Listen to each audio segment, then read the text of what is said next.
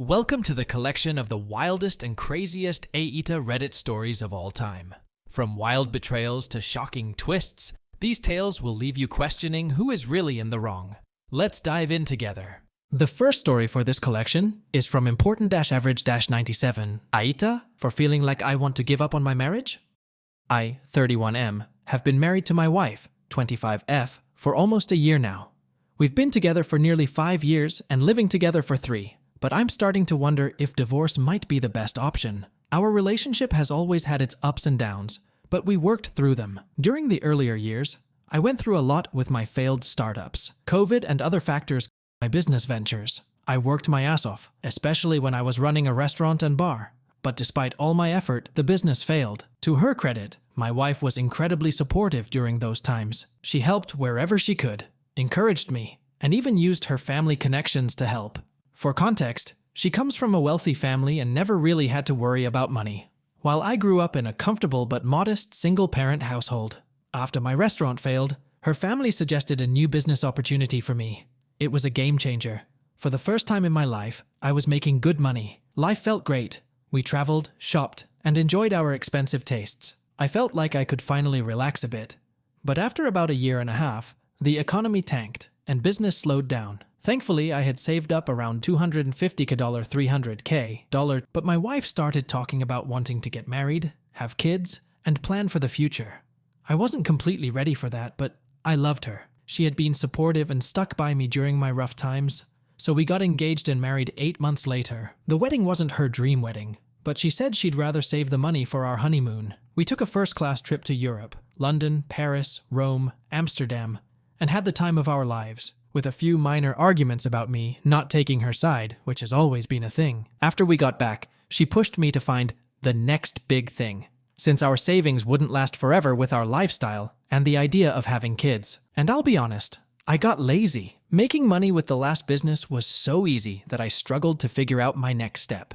Whenever she asked what I was doing to provide for the family, my answer was always, I'm working on it, because I genuinely didn't know. A couple of months ago, her family decided to take their company public and wanted her to be the face of it. Her mom was all over her about taking the role, saying, since your husband isn't making money and you want kids soon, you should do this. The job requires her to travel constantly to another city. Her family promised that if she does this for 2 years, we'll be financially set for life. I hated the idea of her being away so much, but she accepted it because she felt like it was the only way forward. At first, it wasn't too bad. We texted and called a lot, and I missed her. But then she reconnected with her old college friends.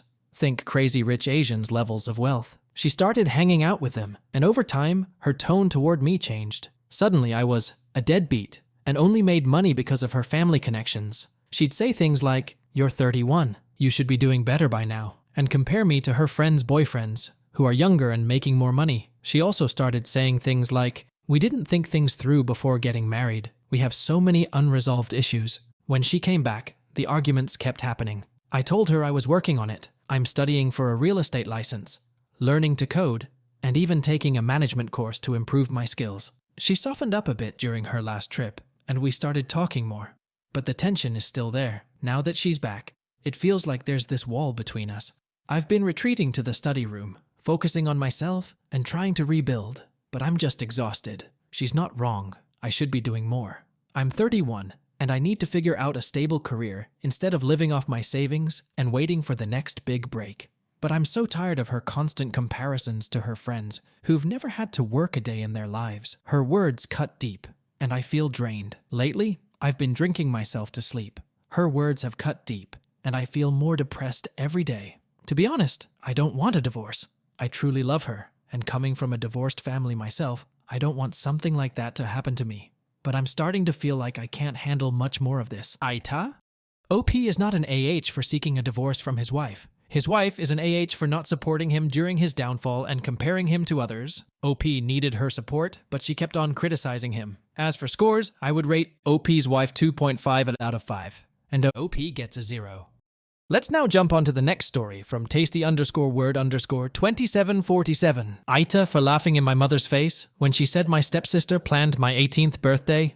A little background. My mom and dad separated when I was 6 and each went their separate ways. Of course, they had joint custody of me, but they both started new families. When I was 9, my mom married a man, let's call him Robert, who already had a daughter, let's call her Kira, who was 2 years older than me. My dad got engaged when I was 8 to a wonderful woman, let's call her Layla, who he married when I was 12. My relationship with Layla is beautiful. She has truly been a mother to me. She basically helped my dad raise me. She takes an interest in my life, she comforts me, she advises me. We have common interests, and we do many activities together. She and I recently talked about the possibility of having her legally adopt me as soon as I come of age. Doing so now would be a bit messy legally because of my parents' joint custody. Because, for me, she is my real mother, and I want it to be official. My relationship with my bio mother, on the other hand, is almost non-existent. Even though I was forced to spend specific days with her, we never managed to bond, because she spent all her time giving attention and affection to Kira, who already have her own mother. Even when she tried to involve me in some activity, she always included Kira, and we had to do only what Kira liked. At a certain point, I started to decline her invitations and often asked if I could avoid going to her on the set days because I was almost always ignored or left aside, and I preferred to stay at home with my father and Layla. My father always tried to understand me, but he also had to honor the rules set by the judge. When I got more mature, he admitted that he was afraid that my mother might make some mean move in court if he agreed to not let me go to her on the appointed days.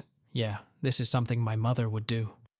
After knowing this, I understood my father's reasons, and I absolutely don't want to put him in trouble, so I didn't make such requests anymore, and I respected my schedule. Now let's get to the point. In 2 weeks, I will finally turn 18. I was lucky because my birthday falls on the days I have to stay with my dad, so he, Layla, and I started planning my birthday a month ago. It will be nothing too crazy, just a party with family and friends at my favorite pizza place. A casual night where I just want to have fun with the people I care about and do what I like. The place also has karaoke, and I love singing. Of course, after booking and setting everything up, we sent out the invitations, and this extended to my mother as well. Honestly, I didn't really want her there, but then I thought that this would actually be the last time I was forced to be involved with her, because once I turn 18, I won't be forced to follow the judge's rules anymore. So, we sent out the invitations 2 days ago, and we already had almost all the answers, so we could organize the precise number to send to the pizza place. The only thing missing was my mother, who saw the text and did not respond.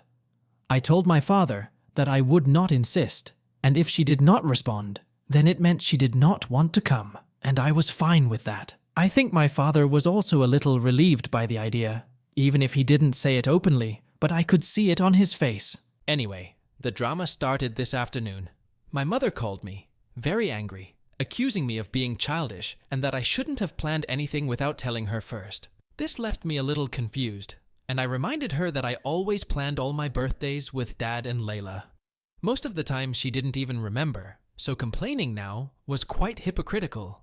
This made her even angrier and started attacking me because Kira had been crying ever since I sent the invitation to my mother, because she had already planned a whole birthday party for me. And I was really speechless, because the relationship between me and Kira is zero. She is the classic spoiled brat who always wants to be the center of attention, and my mother has always supported this behavior of hers, making it worse, and clearly she and I have never gotten along. I just didn't understand why the hell Kira wanted to organize a birthday party for me. It didn't make sense. I asked her why she did it, and especially why she did it without telling me. I mean, she didn't really think I wouldn't make any plans for my 18th birthday, right? It was ridiculous. My mother said it was supposed to be a surprise, and since I didn't tell her about my plans, she thought I didn't want to do anything for my birthday. And I mean, she could have asked, no? No. But here comes the worst part, and I admit, the one that made me lose my cool. My mother started listing all the things Kira had prepared for my party, maybe to rub in my face what I would have missed, and they were all Kira's favorite activities, things that I didn't like. She had booked a fish restaurant for launch, and I don't eat fish. Not because of some whim, but because it makes me feel sick. Just smelling fish makes me feel nauseous. I'm not allergic, I had it checked. My body simply rejects it. She also booked an afternoon activity at a ranch near the city, where my mother now lives, where you can ride horses, and, well, I don't like it. I have nothing against horses in particular, but the idea of riding one or getting really close to an animal that big scares me. Then she thought about going back to my mom's house for a backyard barbecue for dinner, and I just don't want to do that because I don't want to spend more time with my mom than I have to. My mother also said they had already sent out invitations to everyone, and at that point I was really speechless. But I had to ask her who she had sent them to, because my friends, my dad, and his family hadn't received anything. It turns out that at the party was mostly invited to Robert's family, my mom's family, and Kira's friends. I mean, it was basically a party organized by Kira for herself, but under the pretext that it was for my birthday, so I didn't hold back anymore. I laughed in my mother's face and hung up the phone. It was all too ridiculous to be true, come on. My dad came to me a little while ago, saying that my mom called him mad because I laughed in her face when she told me about the party they had organized for me, and he was very upset about it. He was starting to say that, despite all the feelings I had for my mom, they were trying to do a nicer thing for once, but I stopped him right away and explained in details how the party had been organized, a detail that my mom apparently left out with him. His expression changed quickly. He just said, "I'm going to make a phone call," and I've been hearing him yelling at my mother for at least 20 minutes by now. Layla came to me after learning about the situation and said that as much as she could relate to me, I was a little rude to laugh in my mother's face and hang up without explaining. For her, I should have spoken out like an adult, despite my feelings, and sort things out in a civil and mature way. She wasn't angry, just a bit disappointed about how I acted. As soon as she left, I thought about my actions, and maybe I was a little hasty, but I don't think talking to my mom about it would have helped, honestly. But maybe I could have handled it better? I'm starting to think I was a bit of a in that moment. OP is not an AH for behaving rudely. Rather, his mother is an AH for not communicating with him properly and straining the relationship with her son. OP's reaction is reasonable, and I would rate him as 0 out of 5 on the AH scale. As for OP's mom, I would rate her 2 out of 5. Let's now jump on to the next story from original_product_965. AITA for leaving a date and not paying for her food? I, 21M, recently went on a date with Steph, 21F. We met on Tinder and messaged for a couple days before Steph asked me out for a drink, which I agreed. We hadn't spoken too deeply, mostly about music and hobbies, but I figured it's better to meet in person and see if there's a vibe rather than text and potentially waste time. So, we meet up and things are going okay at first, but got pretty hostile quickly. As I mentioned, Steph asked me out for a drink, and she picked the place. About 20 minutes after we got there, she started to complain about the place nonstop. She didn't like her drink, she didn't like the staff, she didn't like the decor. I asked if she wanted to go someplace else. Where we were, there's like a dozen other places within a 5-minute walk. She gave a big sigh and said, no, this was fine. I asked what made her pick this place. She said she'd been there before a few times. I thought it was really weird she was complaining about a place she picked, and she's been here before. She knew what to expect. I asked if the place had changed recently and she said no. Sort of a red flag, but I let it slide and we continued talking and things did get better. We connected on a few things and spoke for about an hour or so. I thought things had turned around basically. I asked at this point if she was hungry and she said yes. I said I knew a good sushi place just down the street if she wanted to go there. I suggested sushi because in her bio on Tinder, it mentioned she loves sushi, and we had texted about it earlier how we're both fans. She agreed she'd like that. I picked up the bill for the drinks and we went to the sushi place, and again, things were going well for about 20 minutes, and then her attitude changed. She asked me why I brought her here, to this restaurant. I didn't know what she meant. It wasn't rundown or cheap. It was a nicer sushi place, if anything. She explained she thought it was weird I brought her specifically to sushi because she's Asian. I said I suggested sushi because she had sushi her in bio. And we'd spoke about it as well. It was something I knew she liked. She insisted it was because she's Asian. I said to her, this isn't even the same kind of Asian you are. This is Japanese and you're Vietnamese. Those are two pretty distinctly different cultures. She then said it's still Asian, so it's the same thing. I said no, it's not. But she insisted it's Asian, so it's the same. At this point, I was pretty done with Steph. I thought I'd just finish the meal, leave, and wouldn't need to see her again. I was pretty quiet and she asked me about school. We hadn't really talked about it much, although I knew we're both in university. I said I'm doing my undergrad thesis now, as I'm in final year. She asked me about it and I said I'm basically doing interdisciplinary studies, focusing on philosophy, law, and mixing some technology in there, as I'm writing about one's self online and the legality of online identity. She began to laugh and said she never heard the word interdisciplinary before. I must have made that up to sound smart or something. I pretty much ignored the insult and said she can just Google it if she's not sure what it is. She kept giggling about how I made up a word. She said she was getting a real degree. I asked in what? She said literature. I snapped back at this point and said I was surprised she had such a weak vocabulary if she thinks I'm making up words and is a lit major. Yes, I probably shouldn't have been sassy like that, but I was so done with this girl at this point. She said again, at least she has a real degree, and asked what I'm going to do after graduating. I said, probably law school. I've already applied. I'm just waiting to hear back in the new year. She laughed and said I was wasting my time with more school. She had a job lined up at her dad's company doing HR or something like that. I can't remember what she said exactly. She started laughing about how I'm probably broke and will have a mountain of debt while she has a nice job lined up. At this point, I got up, went to the front, and paid my portion of the sushi and left. I didn't say I'm leaving. I didn't say anything to her. I just got up, paid, and left. About 5 minutes later, she texts me asking where I am. I text her saying I left. She starts blowing up my phone saying I'm rude and I left her there, and she doesn't have money to pay for the sushi. I said, not my problem. I thought I'm the broke one. She is calling me, texting me. I just block her number and go home. AITA for leaving her without a means to pay? Everyone sucks here. OP shows immature behavior by leaving the table without informing his girlfriend-to-be and just paying for himself.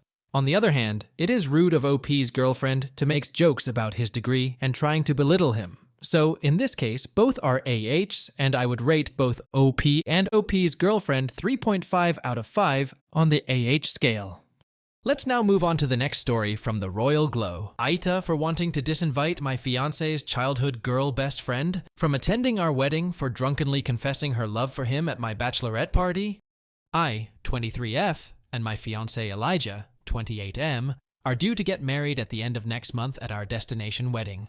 Last night was my bachelorette party, and I invited my closest family and friends to come along with a few of my fiancé's family and his friend Kami, 27F. For some backstory, I and my fiancé met when I was 19 years old. Both of our fathers are business partners and have been friends since I was in high school. One night, his family invited mine over for a party being held at their home, and that was the first time we met. I was attracted to him, but I knew he was older, so I didn't believe I had a chance. As the night progressed, he was hanging outside in his backyard alone smoking, and my sister dared me to go talk to him. So I did, and a year later we began a relationship. My fiancé and Kami have been friends since they were kids, and their families are very close. She's always been extremely nice towards me, and wanted to be best friends from the first time we met. I found it a bit odd, only because she barely knew me, but I didn't think much of it, because she had been dating my fiancé's best friend, Antonio, 28M. We didn't become best friends because I already have a close friend group, and I don't trust easily, but she's always been cool and never crossed any boundaries. Last summer, my fiancé proposed to me on a trip to Belize. When the announcement was made, everyone sent their congratulatory praises to us, but Kami. She sent a text the next day to my fiancé, only not our friend group chat, saying she was happy for him.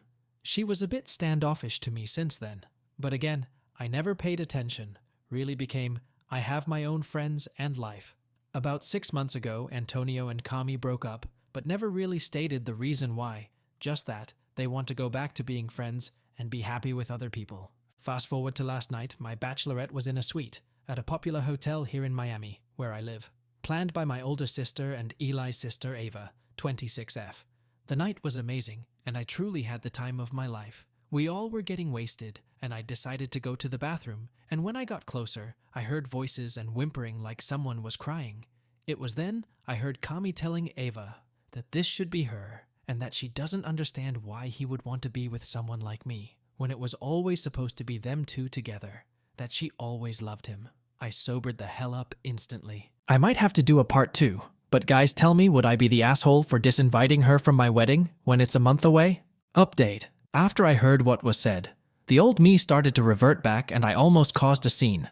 But I knew with my siblings, cousins, and friends all being there it would get out of control, and I still wanted to enjoy my night.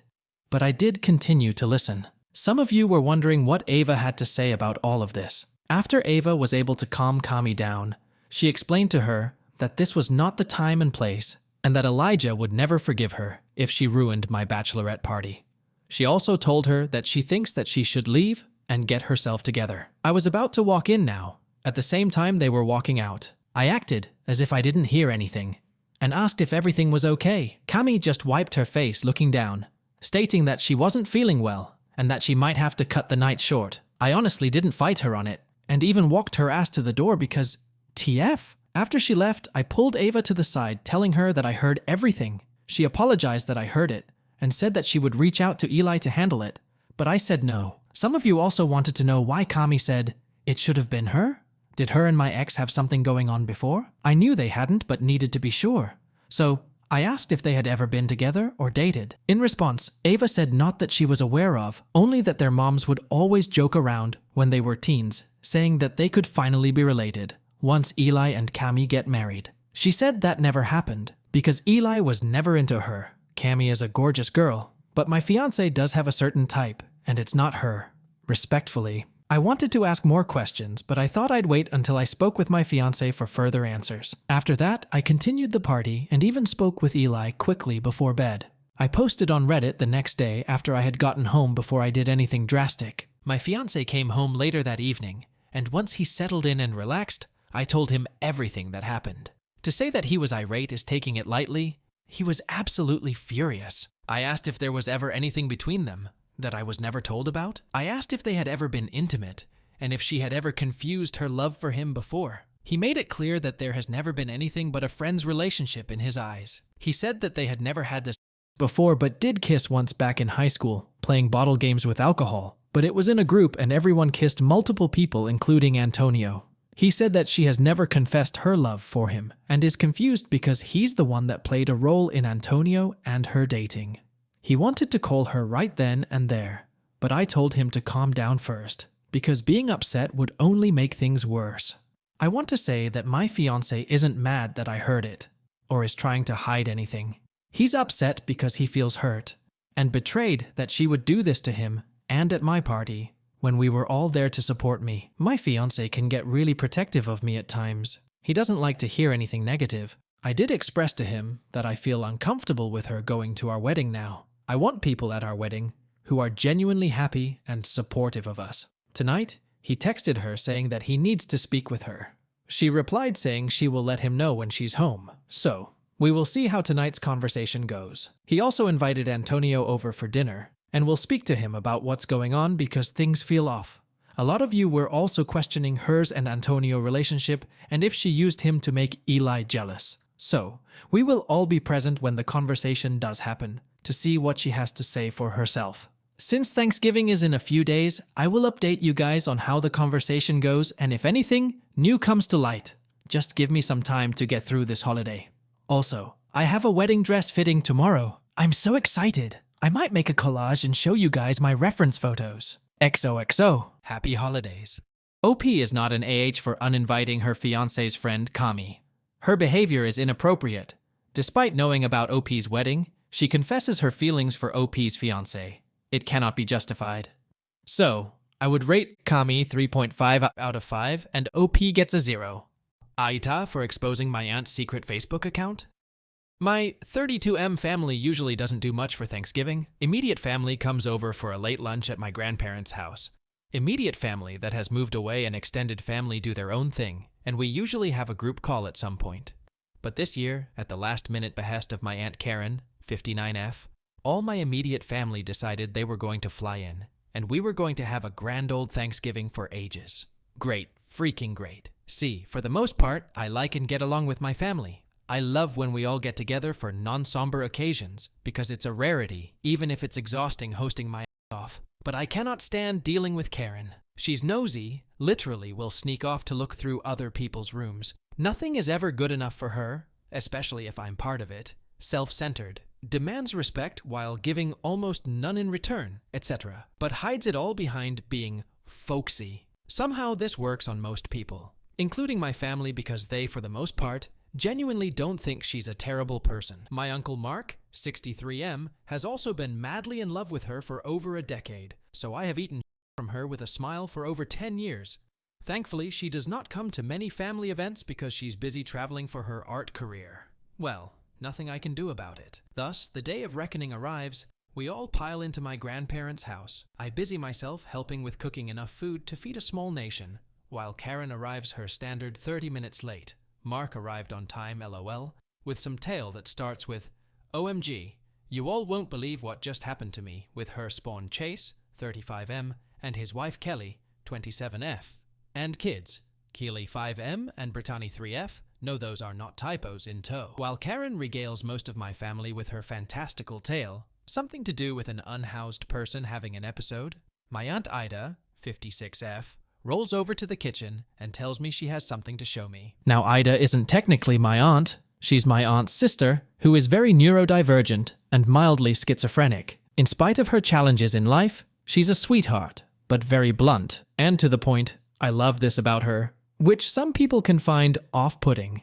She's whip-smart and very, very good at finding things, often things that people would rather keep hidden. So, if Ida says she has something she wants to show me, I'm more than a little curious as to what she's found. I pull off my apron and follow behind as she rolls down the hall into the guest room to show me her unholy knowledge. It's Karen's Facebook account, her secret one, with her name misspelled in a weird way and her middle initial has like 25 followers, no security, with her reposting all sorts of vile, racist, bigoted, end-of-the-world stuff, and of course, her allegiance to Trump as the Christian Messiah, going back years. Holy heck, I have proof of how awful she is. Nuclear-grade proof. And Ida has screenshots. A literal archive of most of the horrible stuff she posted and reposted and commented.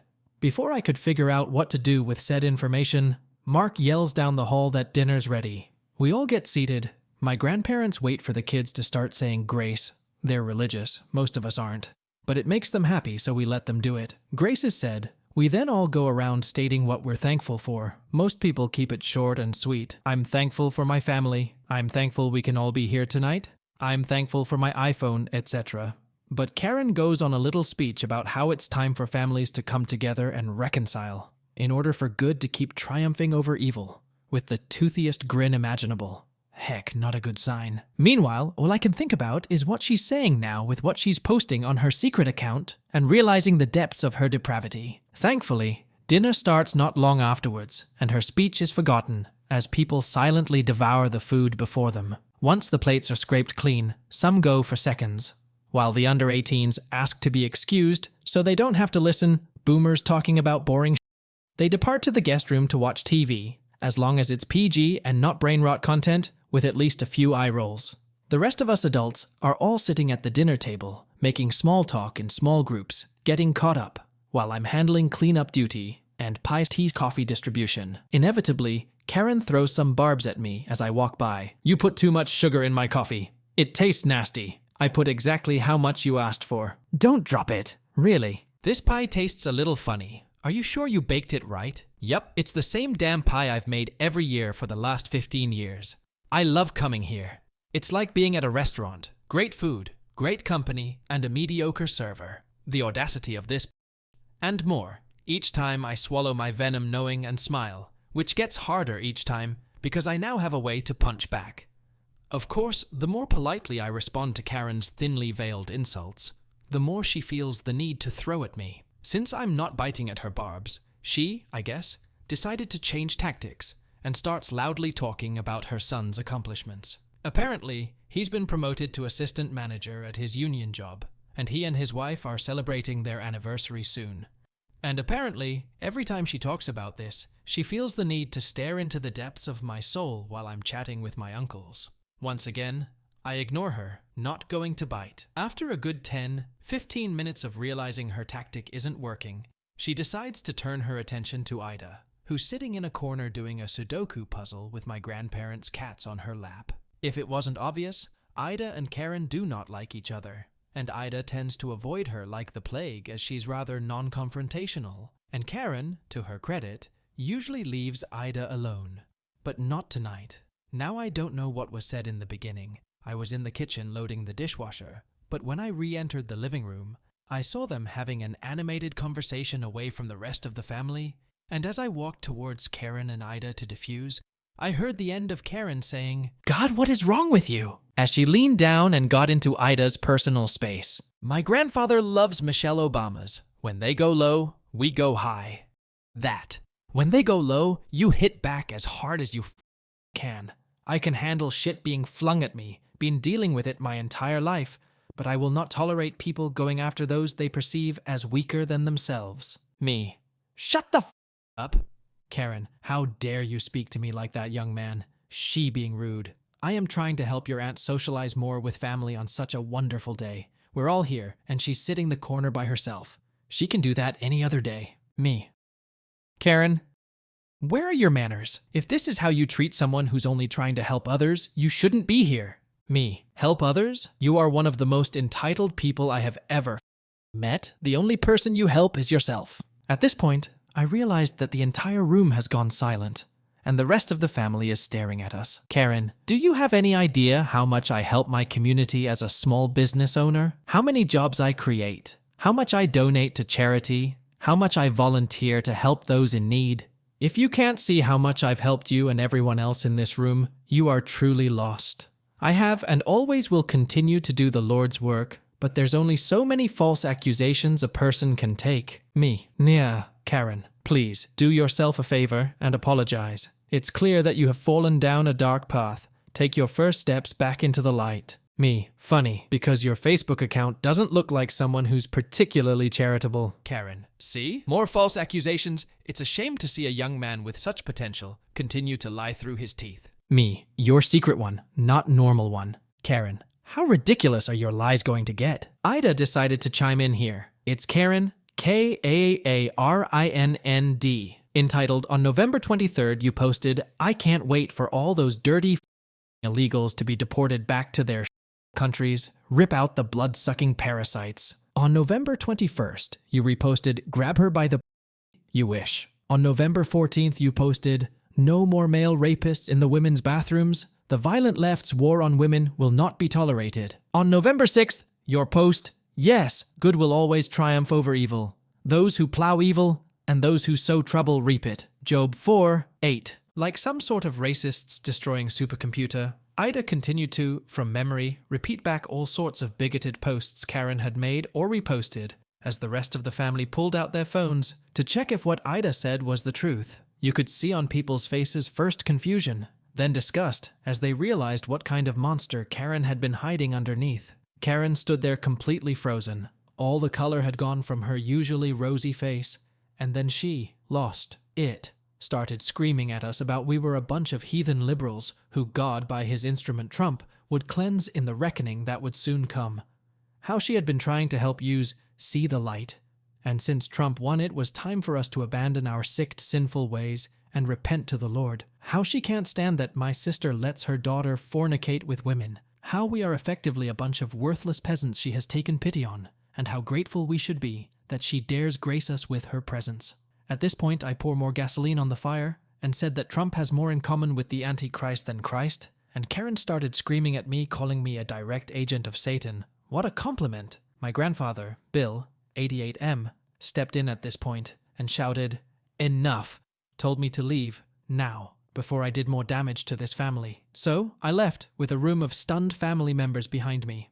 I made a quick goodbye to my nieces and nephews, who were extremely confused why I was leaving early and busy watching TV. Now I'm home and phone is blowing up from family members who attended, family who didn't and heard secondhand, and even friends who heard about it through the grapevine. And realizing that I may have completely destroyed my relationships with my family. AITA, OP is not an AH for exposing her toxic aunt Facebook account, where she's posting.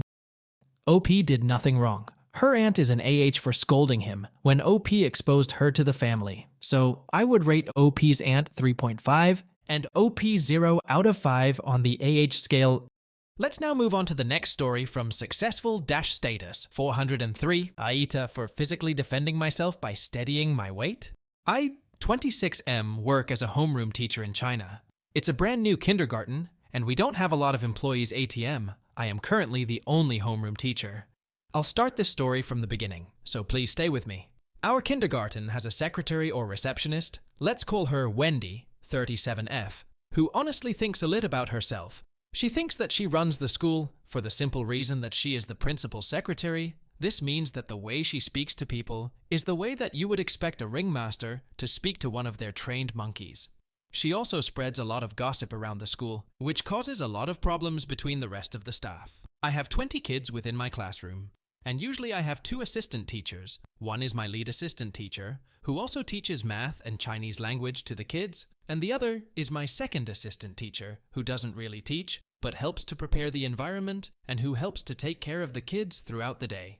This week, my second assistant teacher took leave because of personal family issues, which means that it was only me and my lead assistant teacher. Yesterday, after my Chinese teacher's lesson, the kids had snack time, and right after snack time, they would be having a phonics lesson with me. During snack time, I quickly ran out of the classroom to laminate the flashcards that I had prepared for the lesson and asked the secretary if she would please mind helping my assistant teacher to watch the kids for a couple of minutes.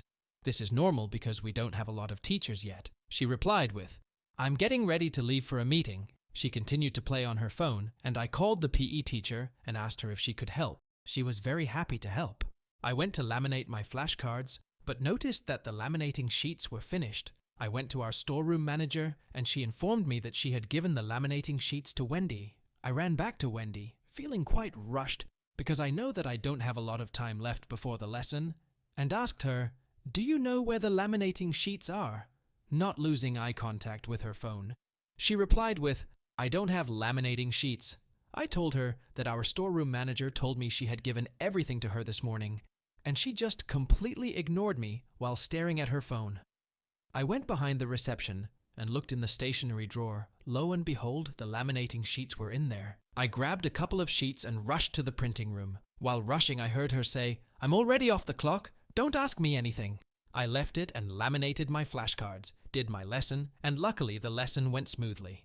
Fast forward to today, I finished my English lesson with the older kids. While my younger kids, we have mixed age groups, were taking their naps, I went downstairs with the older kids and had them relax in the reading area within my classroom.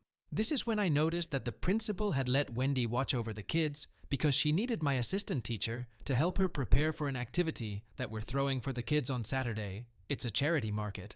I went over to inform my assistant teacher and the principal that I'm going to let the younger kids wake up 30 minutes later than usual because they went to sleep later than usual, and that I would have the older kids have a PE lesson first. While in the middle of this discussion, Wendy storms out of the classroom and demands that I go back to my classroom to watch the kids. I politely informed her about what I was doing and that I would return to class in a minute, to which she replied, "Well then, no one will watch your kids." She walked back to the classroom and sat down with her laptop. I walked over and, as politely as possible, asked her to please not use that tone when speaking to me. I treat her with respect, so I hope that she can do the same. This is when she exploded and started shouting at me inside of a classroom full of sleeping kids. I reminded her that the children were sleeping and asked her to please leave the classroom. She left, and I closed the door, glass door. I turned around and planned on walking back to the nap area to make sure that the kids were safe, and in my peripherals saw her turn around and walk back towards me. I turned around, and as I did, she flung the door open and stormed straight at me. I have PTSD from something that happened to me a couple of years ago, and my first instinct was to tense up my body and steady myself. She walked straight into me, and as loud as she could, she shrieked that I shoved her, got into my face, and shouted the words, "You shoved me! Hit me! Come on, hit me!" I told her sternly to get out, and that we can discuss this outside of the classroom. She replied with, "Why should I go out of the classroom?" The principal called her out of my classroom and gave her a tongue lashing for behaving like that within a classroom full of kids. AITA? OP is not an AH, and his reaction is completely justified. OP's secretary, Wendy, is an AH for being unprofessional in her communication. OP remained calm in this situation. So, I would rate OP's secretary 2.5 and OP 0 out of 5 on the AH scale. Let's now move on to the next story from Anonymous 2836. AITA for ending a relationship because of seemingly obvious red flags? I'm 17M, and she's 18F. We were together for a little over 2 months. We met over the course of 1 week and got together the next week. I broke up with her for many reasons, all of which I think are completely valid. And yet a lot of people seem to be on her side. So here I am. Things were going really well in the first week. A little too well, I'd say. She made it clear with both her words and actions that she really liked physical touch. I didn't have a problem with that, of course, because I liked it too. This is important. The second week comes around and she tells me she really wants to have this with me. Like really. She assured me that she didn't get with me just for the but after that would often admit how much she wanted to. I'll admit that I was willing to at first, until I came to my senses later on. A little while after that, she told me about her past. She said she'd slept with more than one person in the past, without protection. I think it's important to note I had no problem that she had before, and I let her know that as well. Either during that same conversation or during a different one, she asked me about my views on protection, to which I replied by saying I thought it was extremely important, and that I wouldn't want to risk having a without it. Something to note, I've never had this before. I asked what her view was, and she said she understood the importance of protection, but never bothered asking her previous partners to use it, because it would take the fun out of it. Okay, it put me off a bit, but I didn't say anything about it at that time. It was either that same week or the week after, she, out of nowhere, said there was something she needed to tell me. She said that earlier this year, she got pregnant, but had a miscarriage. Now I had no clue how to react to something like that, so I was kind of silent for a good while. Fast forward a week or two, and I finally smacked some sense into myself. Actually thought about all of the things I listed above, as well as the fact that if I did have with her and things went sideways, the potential consequences could affect both of our lives permanently. So I came to the conclusion that there was no way I was willing to have without protection. I also had never asked her if she got any STDs from any of her previous partners. So that night, I brought it up by first asking 2 questions. The first was, if you got pregnant, what would you do? I asked this one cause the night before, she asked me what I'd do if she got pregnant. And the second was if she knew if she got any STDs from previous partners. She answered the first question, telling me that when she got pregnant earlier this year, she initially really wanted to keep the baby, then the miscarriage happened, but she said if she got pregnant now, she wouldn't keep it. She answered the second question by saying she didn't think she got any STDs, and asked why I wanted to know. So I said I was just wondering, and then told her that I wasn't comfortable with having without protection because of the fear of what would happen if she got pregnant. That was the only reason, and she said she understood and that it was okay. After that night, her entire mood changed. She went from wanting to do a lot of very intimate things in very public places to not wanting to hold my hand under a table because there were too many people. I found it weird, so I brought it up one day, and she said she felt like I'd been asking for too much and wanted some space for herself more. That I wanted her to focus on me and me alone, and not conversation or interact with her friends. That last part had me confused as hell. But I respected her wish, although the sudden switch in her mood was still on my mind. At some point after that conversation, she admitted that she was put off by my decision about without protection, and felt like she should distance herself from me, and that I wasn't actually asking for too much, nor was I pulling her away from her friends, and wanting attention all the time. Now there were a lot of other aspects that led to my decision to end things, like how controlling she seemed to be. She once told me she'd never allow me to go out with anyone of the opposite gender, but she also knew it was wrong to think that way. I took a pill from a mutual friend in school one day because I was feeling really sick, brought it up casually the next day because the conversation was about me still feeling sick, and she made a huge deal out of it, telling me that I always went to everyone else but her. Those were just 2 of the many instances that, in my opinion, showed she was pretty controlling. There was also communication. My God, she was terrible at communication. She told me in the beginning of the relationship, but she said she'd work on it. That attempt at improving literally never happened 2 months later. There's a lot of other instances I can talk about, but this is already kind of long, LOL. Fast forward to a few days ago. One night, we had an argument that started like this. I told her I had an exhausting day and likely wouldn't be texting as joyously as usual, and she said it was okay. After I tried keeping a conversation going for a good while, I was the only one asking questions like how her day was, how were her dogs, did she eat, etc., and her responses were good, good, good, nothing more. I asked if she was perhaps busy, and she said she was just on TikTok. So I replied with, oh, all right, well, I'm going to go to sleep because I was already tired and was going to go to bed soon anyway. Basically, She saw that message as me being upset and got mad at me in response to her. At some point during the argument, she said that clearly I had a problem with the fact that she had before itself, that is, along with a bunch of other things that were not true, and that we literally had conversations about already. The next day, the day before yesterday, I broke up with her. She didn't seem to care much, but it was no longer my problem. Right after she went and told all her friends and some of my friends, presumably her side of the story. I stayed home yesterday because I was feeling sick, but I heard from a friend that she was going around saying I was jealous, clingy, and it was inappropriate of me to ask about STDs. I'm just struggling to understand why so many people are siding with her. What do you think? AITA? Any advice would also be appreciated. OP is not an AH for ending his relationship and prioritizing his well-being. His concerns are valid. His girlfriend is an AH for blaming OP and defaming him in his circle. So I would rate OP's girlfriend 2 out of 5, and OP gets a 0. AITA for wanting to cut ties with my rude and entitled daughters manipulated by their mother.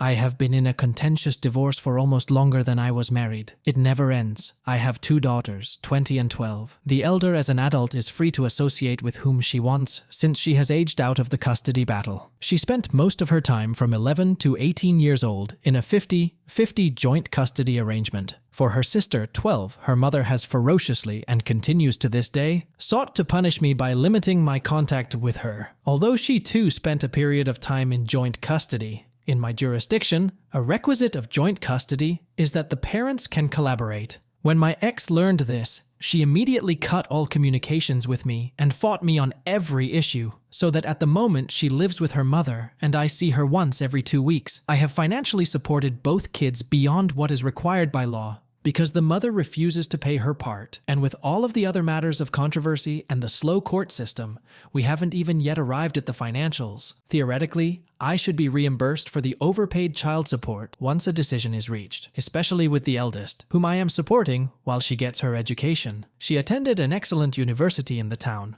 where my GF lives with her son, 2 hours between my town and hers. Housing is also extremely expensive in that town, like top 10 worldwide. And with a decade-long legal battle, my credit is ruined, so I had my daughter move in with the GF, and she pays a small rent for the room. She has constantly complained about that living arrangement. The GF's son is too loud, they cook foods she doesn't like, etc., etc. She wanted her cats with her when she went to school, but my GF can't have them, so my daughter's BF took them in. She basically spends all her time at the BF, and leaves her messy, almost hazmat bedroom locked with a key. So it's a constant reminder to my GF that she no longer has a guest room. To top it off, my daughter doesn't ever acknowledge the GF or her son. She sneaks in and out at all hours, does her laundry after midnight, so half the time no one ever sees her. Earlier this year, one of her cats died, and it was devastating. For the whole family, she was old and well loved. She had a terminal cancer, and to keep my daughter from having a complete mental breakdown, I paid thousands for treatments to keep the cat alive, long enough for my daughter to come to terms with reality and let her go. My ex, in the meantime, flipped out when I asked her to contribute to the vet bills, getting angry at my daughter for it vicariously, and abandoning her when she was in the middle of a visit and helping her mourn. My daughter then fails every single one of her first-year university exams and drops out unceremoniously. She gets a job at a bar for a while, then they fire her because she's not friendly enough to customers. Now she works in retail, but still expects me to pay her the stipend I provide her every month. She is angry that I have her pay the minimal contribution to my GF for the room, since she doesn't stay in it after all. And in her mind, I only do that to make it look like I have more expenses, so I don't have to pay more child support to her mom for her sister. Now her BF has moved out of his parents' home and into his own little apartment, where he can't keep pets. So now the surviving cat is with my ex. My daughter travels back to our city to visit the cat and my ex, but never visits me. When I'm with my GF, she is never around, and I'm reminded of her absence every time I walk to the kitchen and see her big foreboding locked door. She complains we don't hang out like we used to, but makes absolutely zero effort to communicate with me. If she texts me ever, it's because she needs something. When I text her, all she ever answer is, okay, yeah, and a series of dumb emoji like the thumbs up or the shrug. Recently, I was having a real down moment with a chronic health issue she knows I have. I asked her to come hang out with me so we could watch movies, maybe play video games like the old days. She's a gamer girl, and I'm her very uncool, uncoordinated, bad at gaming dad. She told me she couldn't come visit because her sister was with me. And if her mom found out she came down to visit me, she would get mad. I'm not just broke, but in ever-increasing debt. I don't have anything for myself because I give everything to my kids, and their deadbeat mom doesn't give her part. She's not a homemaker, but a PhD, just in case you were wondering. Now to the point. I'm exhausted. I work full-time, but I wear rags that are falling apart. I just got a new pair of glasses for myself. Since my 5-year-old ones were so far off prescription, they pretty useless anyway. Progressively worsening eyesight is part of my chronic health issue. Just today, she was here in town with her mom, but didn't say anything to me. I found out when she was already en route back to her BF. We celebrate Thanksgiving on Saturday, because that's when I'll see her sister. But she asked to leave early so she can go visit her cat and stay at her mom's. Thanksgiving is my favorite holiday, and I'm hosting 20 people. But really, all I care about is my kids, because it's been our tradition forever. Finally, I wanted to plan a surprise for both my kids, since I have the little one this year for Christmas. There's a musical they are both obsessed with, and I want to fly out with them to see it. When I told my daughter of my plans, I didn't want to tell her the details because it's a great Christmas surprise. She said, "I've been promising my mom forever I would go there with her, so I can't go with you.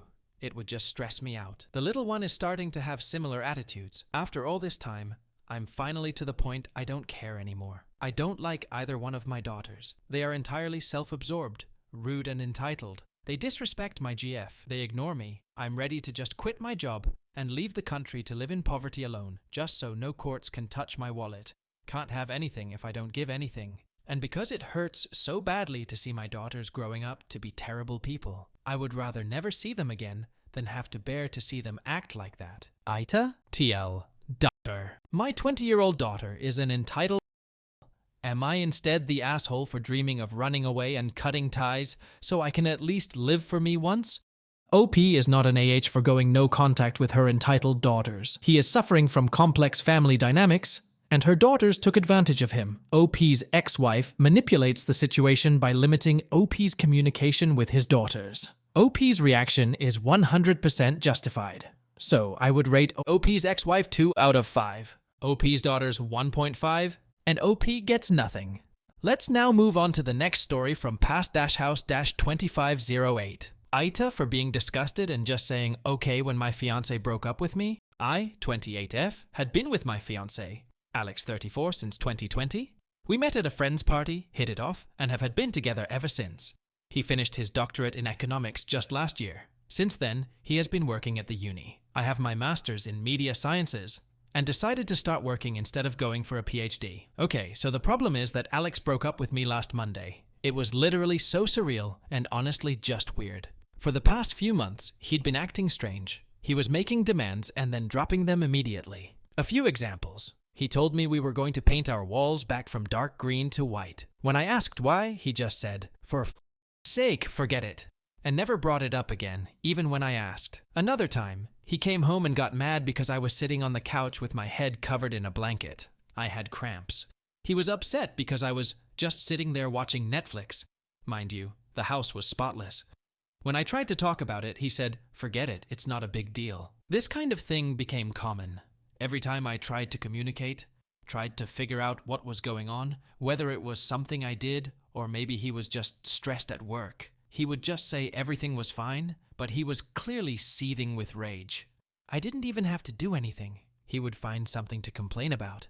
The apartment, clothes, me, work, etc. So I gave him space, which apparently was also wrong. I told him I was going to help my parents with repairs for a few days, and somehow that was also wrong because he wanted to renovate the apartment too. Then, on Monday, I got a text saying we needed to talk. I knew what was coming, and after the last few months, I had made peace with it. When I came home, he was sitting on the couch. He didn't even wait for me to take off my jacket before saying, "I want to break up." Then the verbal diarrhea started.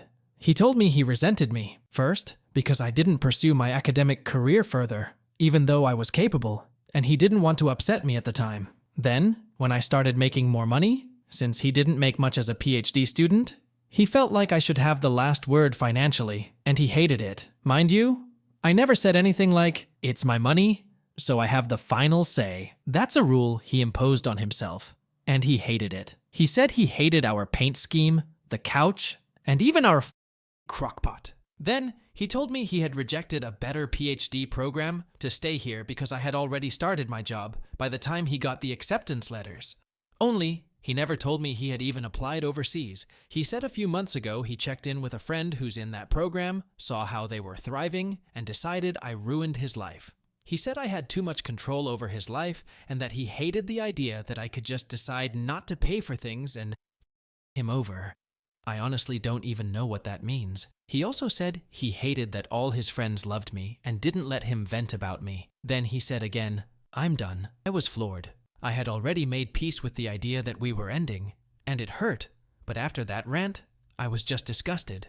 I looked at him, probably with a disgusted expression, and said, "Okay." He lost it. He said this is exactly what he meant, that it was horrible. We had been together for 4 years, and all I had to say was okay to our breakup? I just asked if he wanted to stay here while he figured out where to go. He said, "Typical, of course you're holding the apartment over me," and started ranting again. So I just left. I told my parents, and they're also confused. My dad suggested I reach out to our landlord and explain the situation to see what options I have. I can keep paying the rent, no problem myself. He covered the utilities and some subscriptions. Just to reiterate, I never had a problem with this. I saw that he was chasing his dream, and that was more important to me than a 50-by-50 financial split. I make good money, and am happy at my job. I never saw it as slaving away. I always had the mentality that my money was our money because we were building a life together. Of course, I had my own savings and fun money, but I honestly never cared.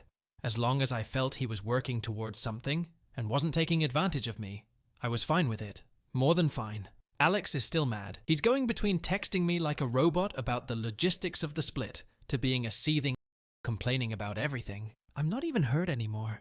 I just feel nauseated by him at this point. I don't know. Should I have reacted differently? Update. To start, Alex moved out pretty quickly after the breakup. He has been staying with a friend, and we sorted out everything like mail, subscriptions, and the lease. I'm also in the process of adopting a cat. Her name is Luna, but I have been thinking about changing it since my family already has 2 pets named Luna, Amun, and Kamar. She is still at her foster home for now, but I have visited her a few times, and I already adore her. She is a scrappy little tabby who follows her foster mom around like a shadow, and I can't wait for her to move in during the first week of December. I've already gotten her bowls, toys, and a bed by the window ready. Now on to what happened. Last week, I was out showing someone around the city. He is the son of my parents' friends who recently moved here for work. My parents asked me to help him get familiar with the area, so I agreed. It was nothing special, just walking around, grabbing coffee, and pointing out useful spots in the city. Apparently, Alex saw us. I didn't even realize he was there, but later that night, I started getting texts from an unknown number. I guess he got a new number since I blocked his old one. The texts were just weird. He accused me of flaunting my new relationship in public, said I must have been seeing this guy before we broke up, and told me that everything he suspected about me was true. I didn't respond. I wasn't going to entertain his paranoia. The messages kept coming though. They went from angry to desperate, with him saying things like, "At least admit you were lying to me," and "Was anything about us even real?" It was exhausting, and honestly a little scary to see how quickly he spiraled. For the record, this guy isn't my boyfriend. He's not even someone I'm interested in. He's just the son of family friends who needed help settling into the city. The whole thing was completely innocent, but Alex has twisted it into some kind of betrayal in his head. What gets me is how little Alex seems to know me. I'm not the type of person to jump into a relationship so soon after everything that happened. Even if I were, it wouldn't be any of his business. We are done. I've made that clear. After I didn't respond to his texts, Alex started calling. I didn't pick up, but the voicemails were a mix of angry rants and desperate pleas. I ended up blocking his new number too. It feels ridiculous that I have to keep doing this, but I guess this is where we are now. Then this weekend, I went out to a bar with my friends. A few hours in, guess who walked in? Alex. I don't know if it was a coincidence or if he followed me there, but as soon as he spotted me, he came straight over. He was clearly upset, asking to talk, and I told him no. My friend stepped in, and thankfully, he left without causing a scene, but it ruined my night. It felt like I couldn't escape him, no matter where I went or what I did. When I got home later that night, I was completely drained. I had just started to relax when I heard a knock on my door. It was Alex, standing there in tears. He started crying, saying he missed me, that he didn't understand why I was doing this to him, and that he didn't know how to move on. It was like all the anger from earlier had been replaced with this desperate sadness. I didn't let him in. I told him he needed to leave, and if he didn't, I would call someone to make him leave. He begged me to listen, but I just closed the door. I spent the rest of the night feeling shaken and honestly a little scared. I don't know what he's going through. I wrote his best friend about the situation, but the plea of talking to him. He said he would. I'm seriously considering getting a new phone number, and possibly even talking to someone about how to handle this legally, if it keeps happening. It feels unfair that I have to go to these lengths just to have some peace, but I don't see another option. Final update. Thanks for the concern and support I've received. I'm fine. Really. A lot of people suggested things like getting a restraining order, but I just want to clarify that it's not as simple as walking into an office and asking for one. The process involves proving there's an immediate danger to your safety, providing evidence like texts, calls, or witnesses, and then attending court to get approval. It's not something you can do lightly or without solid proof.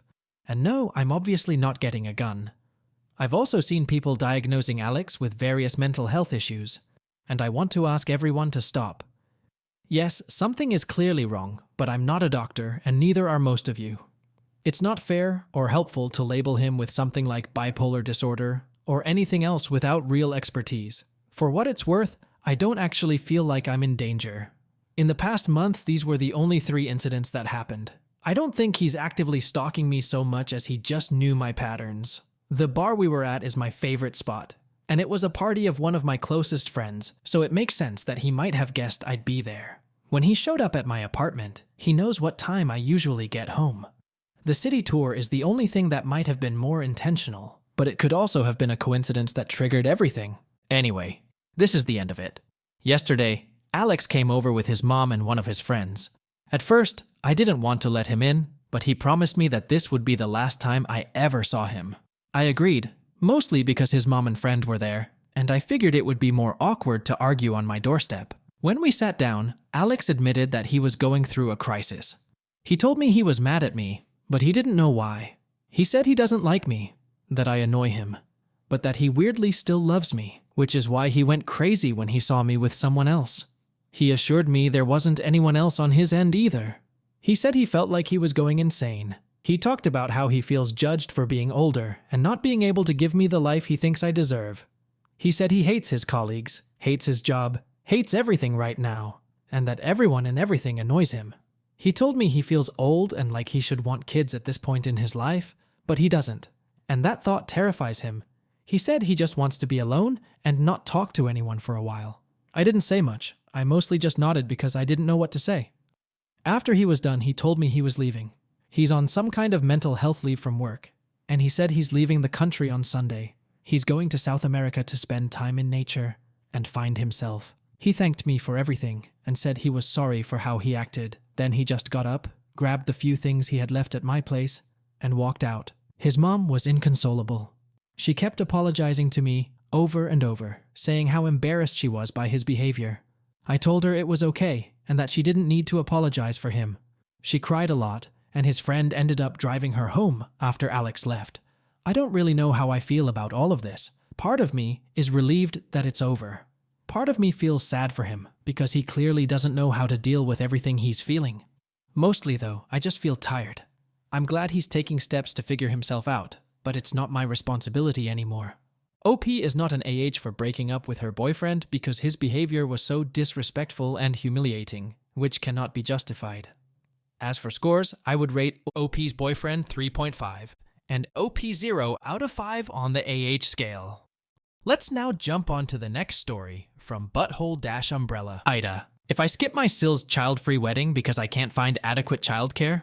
My husband and I have been turning this dilemma over for months, and we decided it might be time to put it to the internet with all the facts laid out. My SEL is getting married in a destination wedding roughly 800 miles from where we live. She is doing this over a 4-day event where she rented a massive lodge for all 30 guests to stay and hang out together the entire time. She has requested no children at the wedding, and specifically spoke to my husband and I that this also applies to our 3-year-old daughter, who is the only child in the entire family. The issue is that we live near my husband's family, and they are all attending the wedding, so no one is available to babysit our daughter during that time. Further, my family live over 600 miles away in the opposite direction of the wedding. We do have friends locally we would trust, but one is just about to move away, and the other will have just given birth, so they're not able to help.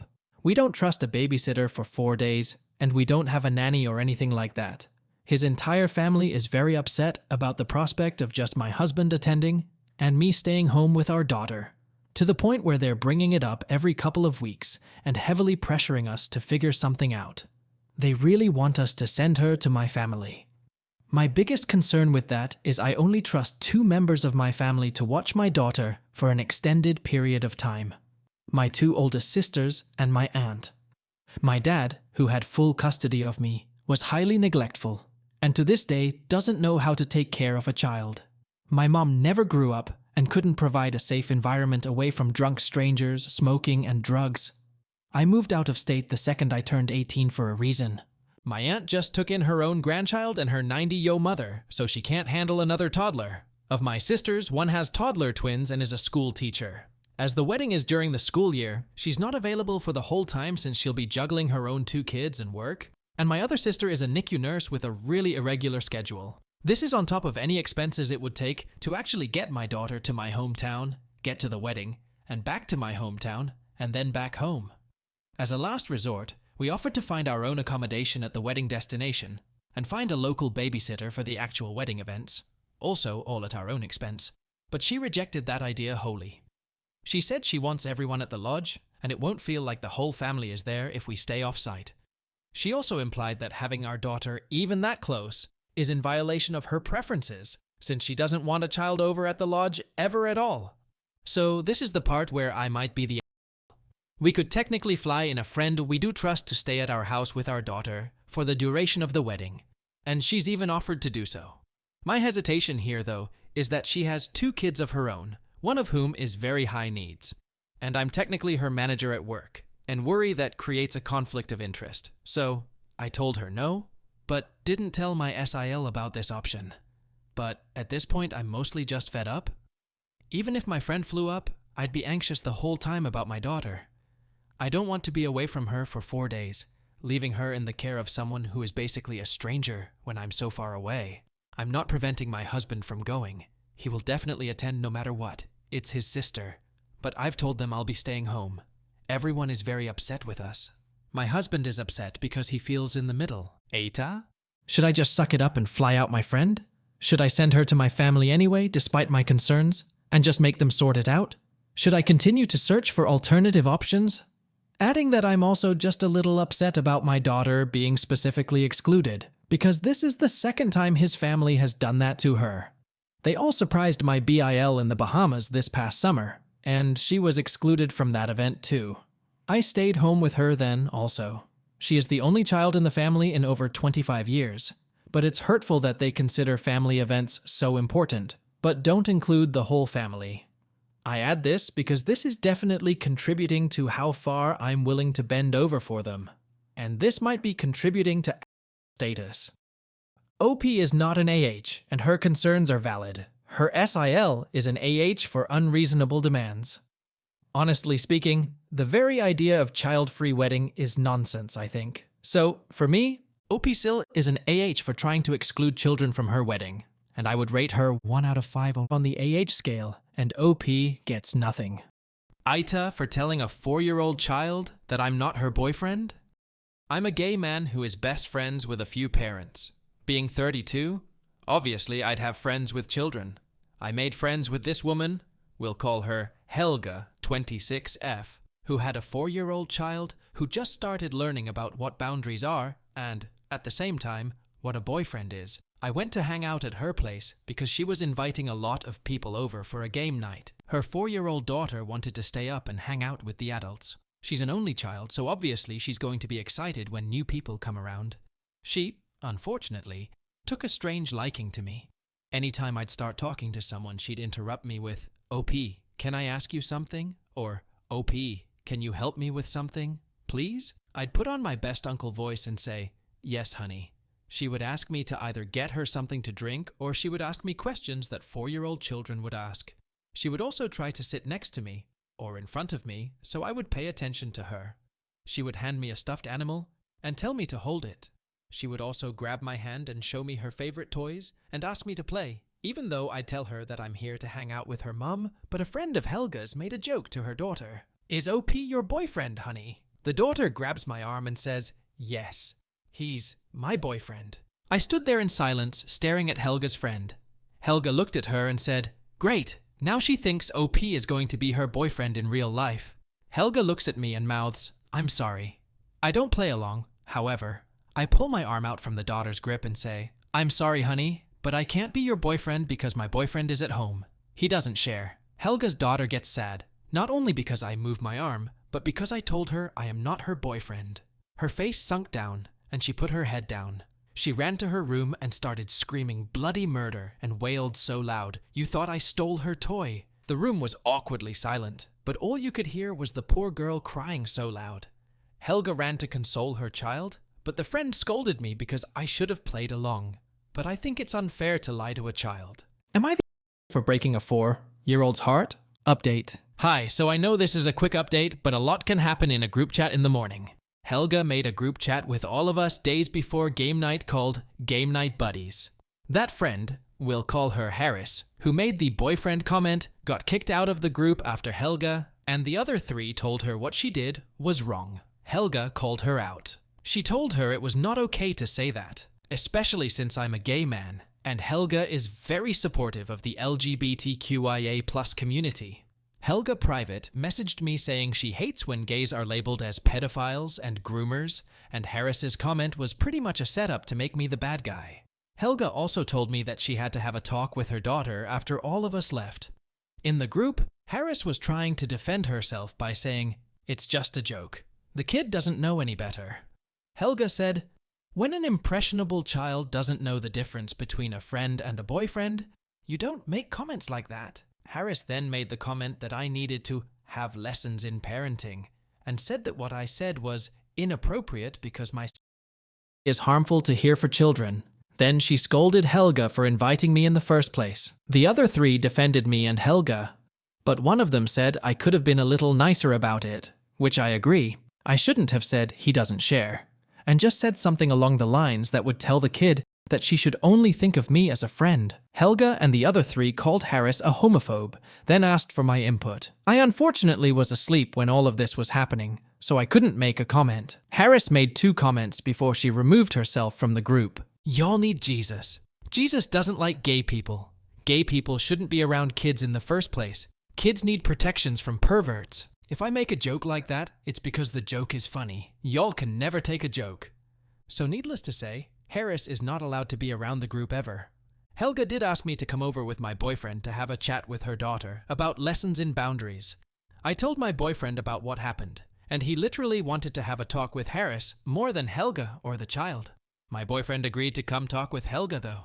But yes, we're getting things taken care of, and as the saying goes, trash always takes itself out. Update 2. I'd like to do a little bit of housekeeping before the final update. For those of you saying I think it's creepy that you think I should have played along. I've showed Helga the post, and she agrees it's very creepy. Helga has read this post, and she thinks that what I did was valid. Although, yes, she agrees with some of you, I should have let her down in a different way. She still says that what I did was valid.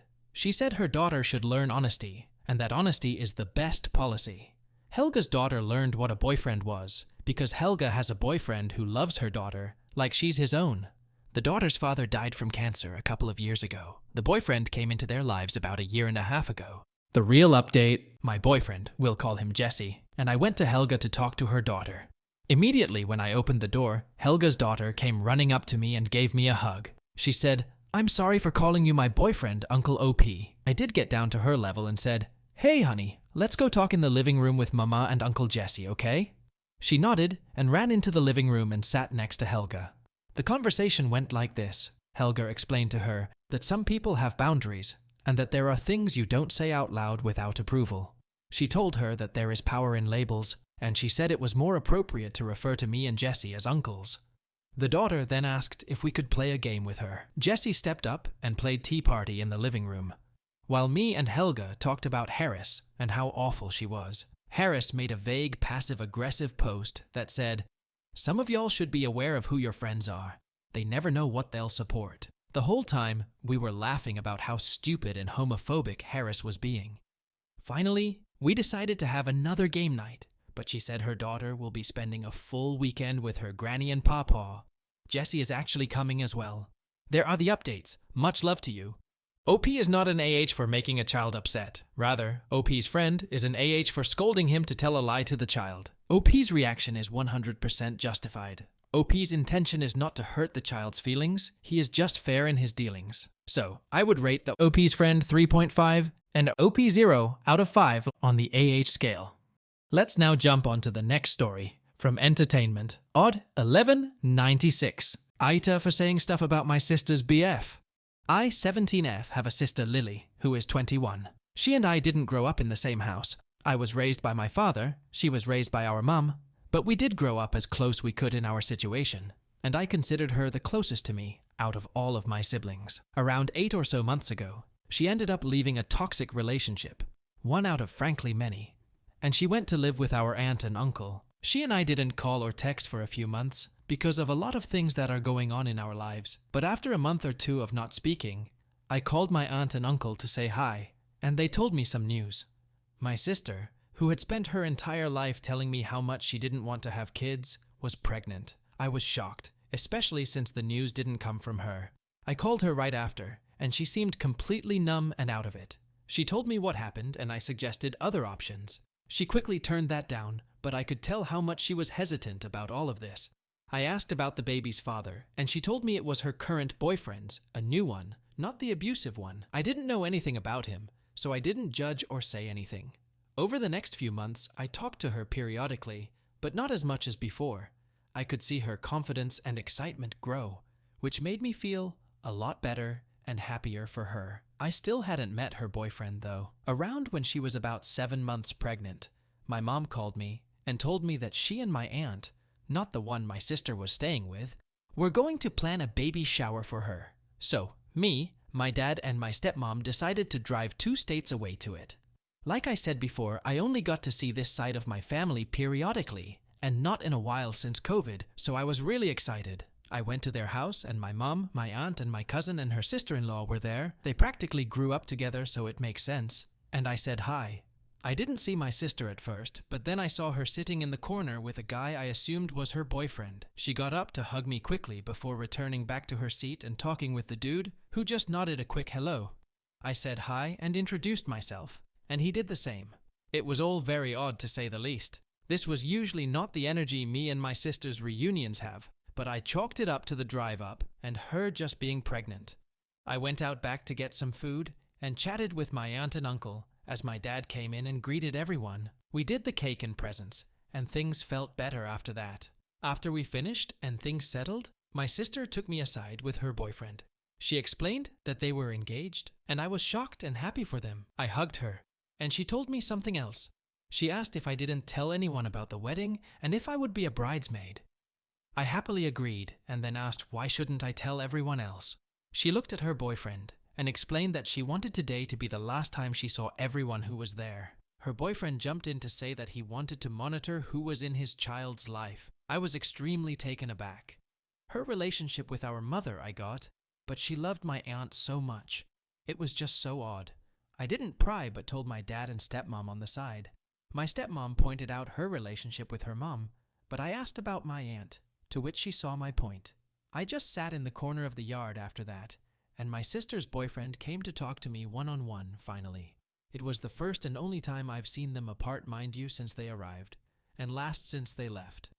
And, for a guy who's been awfully quiet for the past few hours, he started yapping. He talked about his life and his family, and started talking to me about how he used to be on Nickelodeon. He told me to check his page on IMDb, and how he was best friends with all of these celebrities. I said I didn't believe him, and he quickly pulled up images of himself and other celebrities on his phone. He was scrolling through these pictures a mile a minute, so I didn't have any real reason to actually doubt them, not enough time to take closer looks. I shrugged, and was convinced, since why would he be lying? He went on to talk about more insane things, about his family and upbringing, and I still didn't fully believe him, so I went to ask my sister. She looked at me with a serious face and said, "No, he's not lying, I swear to God." And so I was like, okay. My sister really isn't the kind of person to lie like that, truly, even with all the other weird behavior. They had to leave early because of work, so we saw them off. Almost the moment after they left, I got curious. I recognized a clip of an episode of iCarly that he claimed that he guest starred in. It was a big enough role to be named, think an episodic villain. And looked up the actor on IMDb, and lo and behold, it wasn't him. I looked his name up on IMDb, and of course, he was nowhere to be found. I went outside and asked my cousin and aunts about this, and they just all gave each other looks. Turns out, he's been telling everyone outlandish stories about his life, and gets extremely mad when someone says that they don't believe him. He also had an old habit, when he first visited my grandparents' house, of intimidating my sister physically. He would stop when my uncle would notice and step up. He's also been known to be rude to my mom, who him and my sister were staying with at the moment. I got extremely mad and extremely heartbroken. I told my parents about everything, and they're very much the type to not jump to conclusions, but they agreed it all felt very sketchy. I was looking through the internet to see if I could find anything about the pictures that her boyfriend showed me, and I found almost all of them on discrete Pinterest fan pages.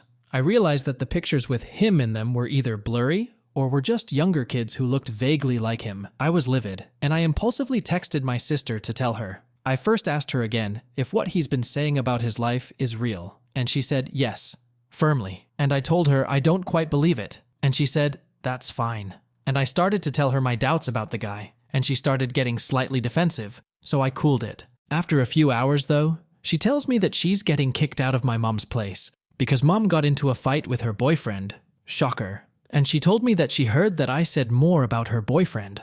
I admit I did go off when she wasn't there, but the main points were there. I told her again that I don't think it's a good idea to tie yourself to this man legally yet, and she hasn't answered since. It's only been a few hours, but I'm scared that I just became one of the people that she and her boyfriend, fiancé I guess, wanted to monitor out of her and their babies' lives. I don't think I was wrong for telling her how I felt about him, but I feel bad about talking about it behind their backs. AITA? OP is not an AH for protecting the well-being of her sister. OP's sister's fiancé is an AH for being dishonest and manipulative. OP's reaction is 100% reasonable. So, I would rate OP's sister's fiancé 2.5 and OP 0 out of 5 on the AH scale. Let's now move on to the next story from Ecstatic Mode 7748. AITA for coming to my friend's 18th birthday party and others choosing not to attend. Firstly, let me give you a bit of background. I come from a small town where everybody knows everybody. I struggled with this growing up as an individual on the journey to finding my identity. Throughout my time in high school, I struggled a lot with my mental health in silence, and consequently, changed how I acted to try to fit in. I never truly felt like I fit in or was myself. Because of this, I bounced around a lot of friendship groups. Throughout high school, I made a lot of bad decisions and hurt some people, for example, creating a satire hate page for curly heads, which I now am through a perm. Another thing was fully backing my friend when they were accused of being stayed by another member of the year group in year 7. It turned out to be false, but I believed I was doing the right thing, based on what I was told by the media. Anyways, onto the situation. Since I left high school, I have had no contact with anyone from the school. I have made 2 amazing best friends, whom I have been close with for several years, including high school. We will call them Layla and Piper, and some other friends through them, such as Winnie, the girl whose 18th birthday it is. I went to school with Winnie for a brief time, but she decided to leave and study elsewhere halfway through, so we lost contact before regaining it. A few weeks ago, Layla told me that our friend Winnie, who we often go on drives and listen to music with, was having her 18th birthday. I don't usually speak to Winnie alone or online, always in group chats or in the cars with others. So, when Layla told me about Winnie's party, I was not surprised that I hadn't received a direct invitation. Layla said that she would ask if Piper and I were invited to Winnie's 18th when we next all went on a drive, or she would text her if we didn't see her that week. Unfortunately, we didn't see Winnie that week, so Layla shot her a message asking about the party. Winnie is one of those people who reads a message and forgets to respond. A few days later, I was hanging out at Layla's and asked if she had seen or heard from Winnie, and she hadn't. So I messaged her asking if she had seen Layla's message. She responded to the message instantly and then FaceTimed us. and among various other conversation topics, asked if Piper and I were coming to the party, to which we said yes. After returning from Layla's house, my phone exploded. Since Winnie had told the other attendees that I would be attending, they had started bringing up our high school days from over half a decade ago and using them as reasons why they didn't want me there. Winnie explained to them that she had invited someone she was close to and that she was sorry but she wanted me there, and they should respect that. Now this is where Keely comes in. Keely and I have had a rocky past. In primary school, 7 years, there was an incident involving a physical altercation between us both, 10 or 11 years old at the time, which led to me being told I was going to be put on a hate crime list. At this point, Keely was a member of the LGBTQIA+ community, and I was still in the closet. Keely was also the person whom I and other members wrongly accused of saying our friend mentioned earlier. She gave Winnie a hard time about me coming, alongside another member of the group, Daphne, doing the same. Daphne worked for a brief period with my ex-boyfriend, and he and I did not leave things on good terms after I ended the relationship. So I was not surprised if bad things/rumors had been said about me, as he had threatened that 3 weeks before I broke up with him. Daphne mentioned to Winnie an essay accusation made against me at a Halloween party last year by a female. It has since been proven false by the formal institutions, which we both worked for at the time. Keely also said that they thought Layla would spike their drink, with no reason to say so. What they said has hurt me and my friends, and I thought about not attending, but I have decided I want to be there for my friend and other people who are responsible for their actions, and whether they choose to be a good friend to Winnie and put our differences aside.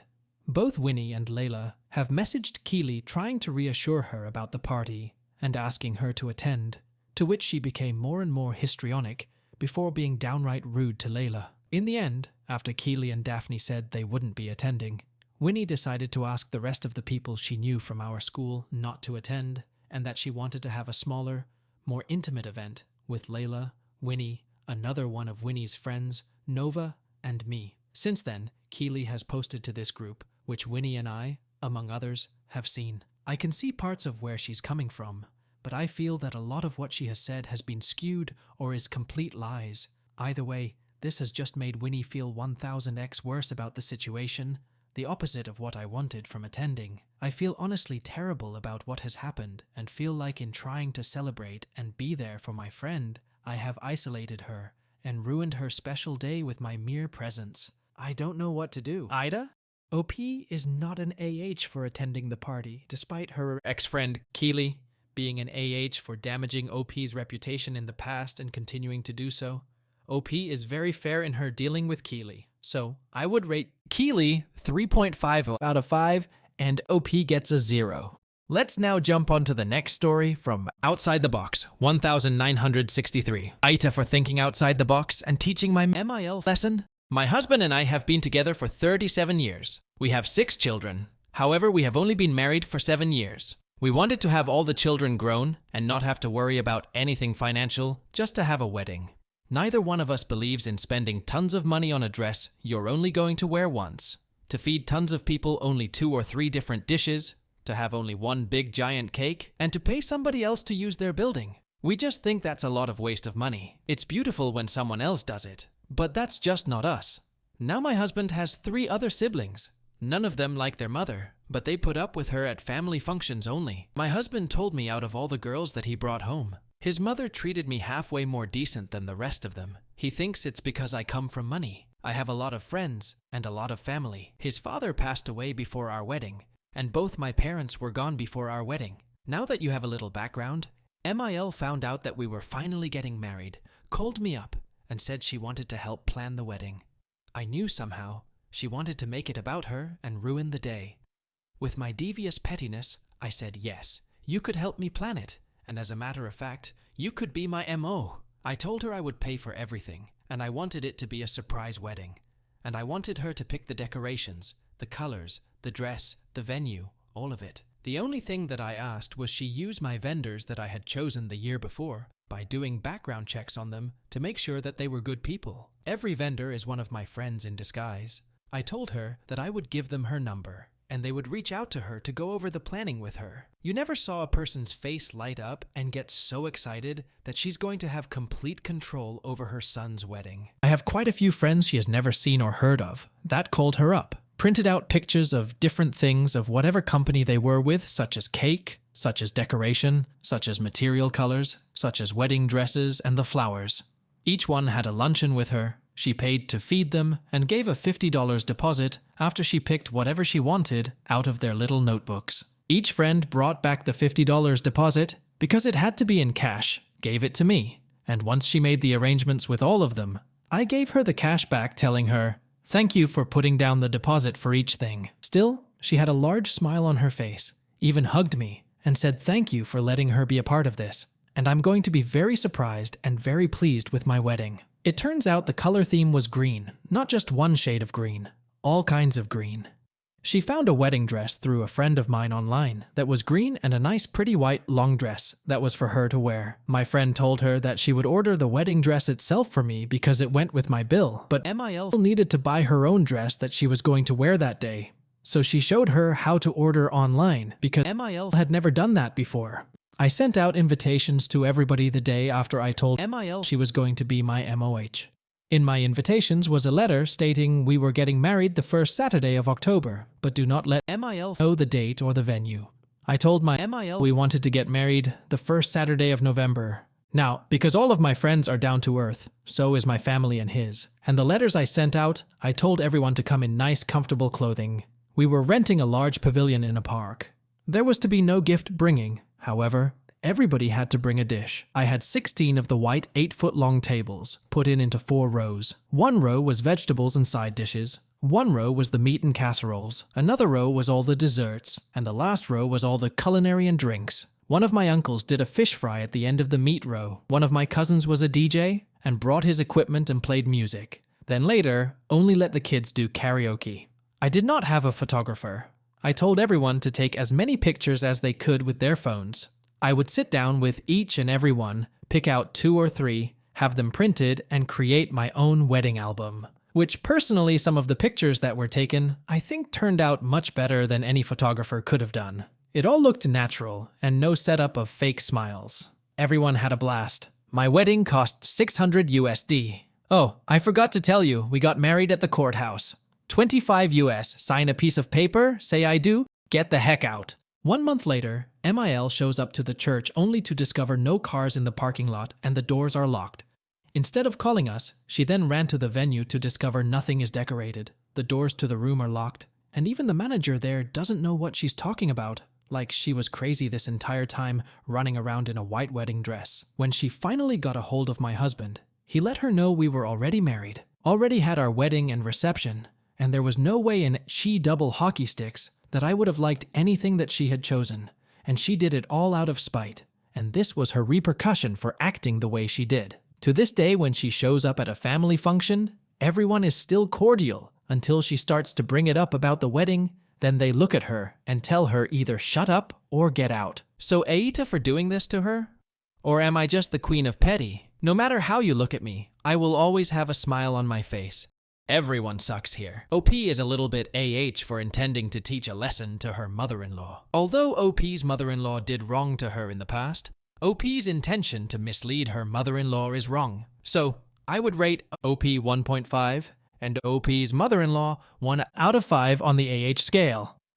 I have an open marriage and I am no more interested in my wife. AITA for leaving my wife for another woman.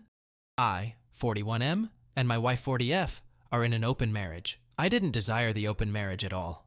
My wife was the one who suggested our current situation. She implied that divorce was on the cards, and I've seen many great men get ruined financially and spiritually by divorce, so I complied because I love my daughter more than anyone else in the world. We made a few ground rules. Firstly, no mutual friends or co-workers. Secondly, no bringing them around the house when our daughter is around.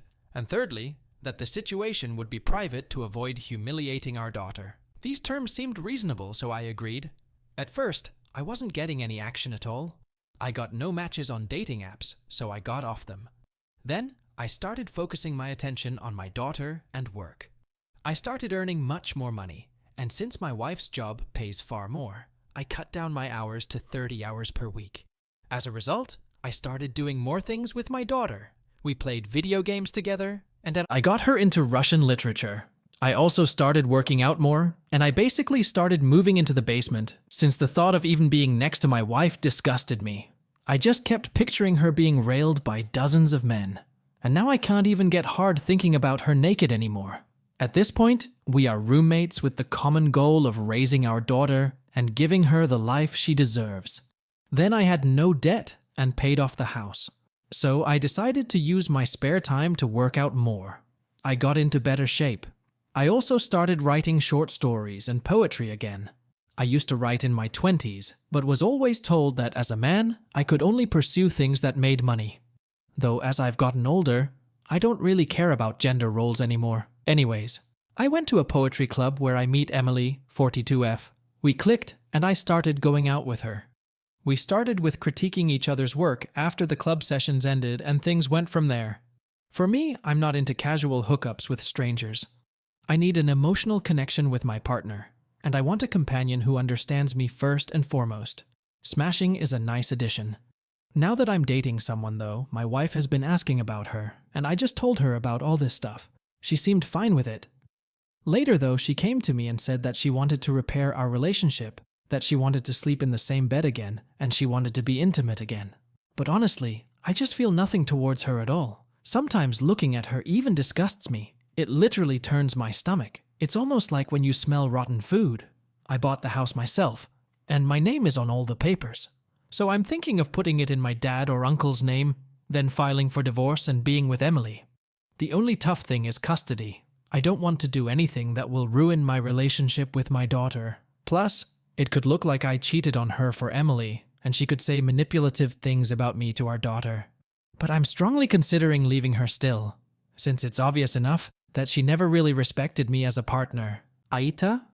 OP is not an AH for leaving his so-called wife for another woman, especially when they are in an open marriage, which I don't think is a thing. It is the name given to chaotic condition in a relationship. So OP is not an AH, and I would rate him 0 out of 5 on the AH scale.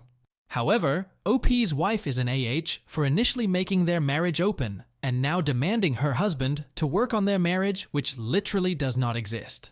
As for scores, I would rate OP's wife 2.5 out of 5 on the AH scale. Let's now jump onto the next story from the 010. AITA. The way I went about it? Early one Saturday morning, I woke up my wife of nearly 2 decades, told her I was moving out, and left our marital home immediately after. She was still wiping the crust out of her eyes when I walked out the door. Of course, I've been called the AH, and my ex-wife said it was fed up. Still blames me all this time later for the problems she has now. Either way, here is how I moved out. I found a place and secretly moved my belongings to that place over the course of a week, mostly finished moving on a Friday. I waited to load up my clothes, as to not attract attention, until early Saturday morning. After I loaded my clothes, I woke her up, told her I was moving out, and left within 5 minutes after I woke her up. Context: our 16-year relationship was nothing but chaos. Hell, we fought on our wedding night and went to bed angry LOL. It was mostly chaos mixed with good times here and there. It takes 2 to tango, so I have my part in all this as well. I am far from perfect. I'm not sure if I'm a good person. I may have been a partner. However, I do believe I'm a good father, and I felt like I had to escape for the sake of my kids and myself. It was killing my heart, knowing the psychological damage it was doing to my children. Because of several reasons, I couldn't get them out of the situation until one day, the stars aligned. I had some help from some people, and I was able to escape. I really do emphasize escape. That's the way I felt then, and it's still the way I feel now. My ex-wife was sometimes physically but always emotionally and verbally abusive. In the end, financially, I left without a pot to piss in. Over the years, she cheated on me several times, and I caught her messaging many other men, all while claiming she loved me 1 minute and we were soulmates, and the next, she couldn't wait to move out and find a real man. She threatened to move out numerous times, but of course never did. Honestly, find some videos on narcissistic exes. Find the subreddit for it. That is her and I's relationship. I felt less and less like a man. I couldn't escape, but at the same time, she was my soulmate. I don't know. I never thought that would happen to me, but somehow it did. I feel extremely ashamed because of it all, and how I let someone tear me and my children down so much. I could go on and on for days and days. I will only say this last thing about moving out. The only kind of notice I gave her was, a few months prior to me moving out, I told her, if I find a place, I'm going to move out. That was it. No more discussion or anything further until the day I finally left. I left in a hurry almost a year ago. It was obviously a shock for the kids, but honestly, the wildness of that household was so bad, they were more relieved than anything, which is extremely sad considering their young ages. Not getting out sooner is where I failed the most. I'll never forgive myself for that. I coach my kids' sports teams. I support them in their interests and talk with them about many things, as a parent should. They gravitate towards me heavily and always have. The day that I left, I came back to tell the kids in person. It was very emotional, but I assured them that I wasn't leaving them at all. I was just getting a new place, and they'd see me all the time. That first night, well, the kids called and asked to stay with me that same night and not be with their mom. I hadn't gotten internet or anything, and they still wanted their dad in a new scary place, over them staying alone at their home with their mother. Since then, my children live with me full-time and have pretty much since the day I moved out. I'm the custodial parent and so on. This new school year has been the best start to a school year that they've had in years. They are doing really good. Of course, in general, things could always be better, but they could always be worse. I will say, I do think it's in the kids' best interest to have their mom in their lives. So beyond being vigilant and having certain boundaries to ensure they are safe, I encourage her to get them whenever she can. Unfortunately, she rarely sees them. They haven't stayed overnight with her in almost a year. She hasn't cooked them a homemade meal in almost a year. They haven't been with her for more than 2 or 3 hours, for the limited number of times she has had them. It's sad, but the kids have slowly accepted these things. But they still miss their mom and wish, as any kid would. No matter the circumstance or the chaos, and putting that all aside, did my ex-wife deserve more of a notice about the move? Truly, AITA, in the way I went about moving out?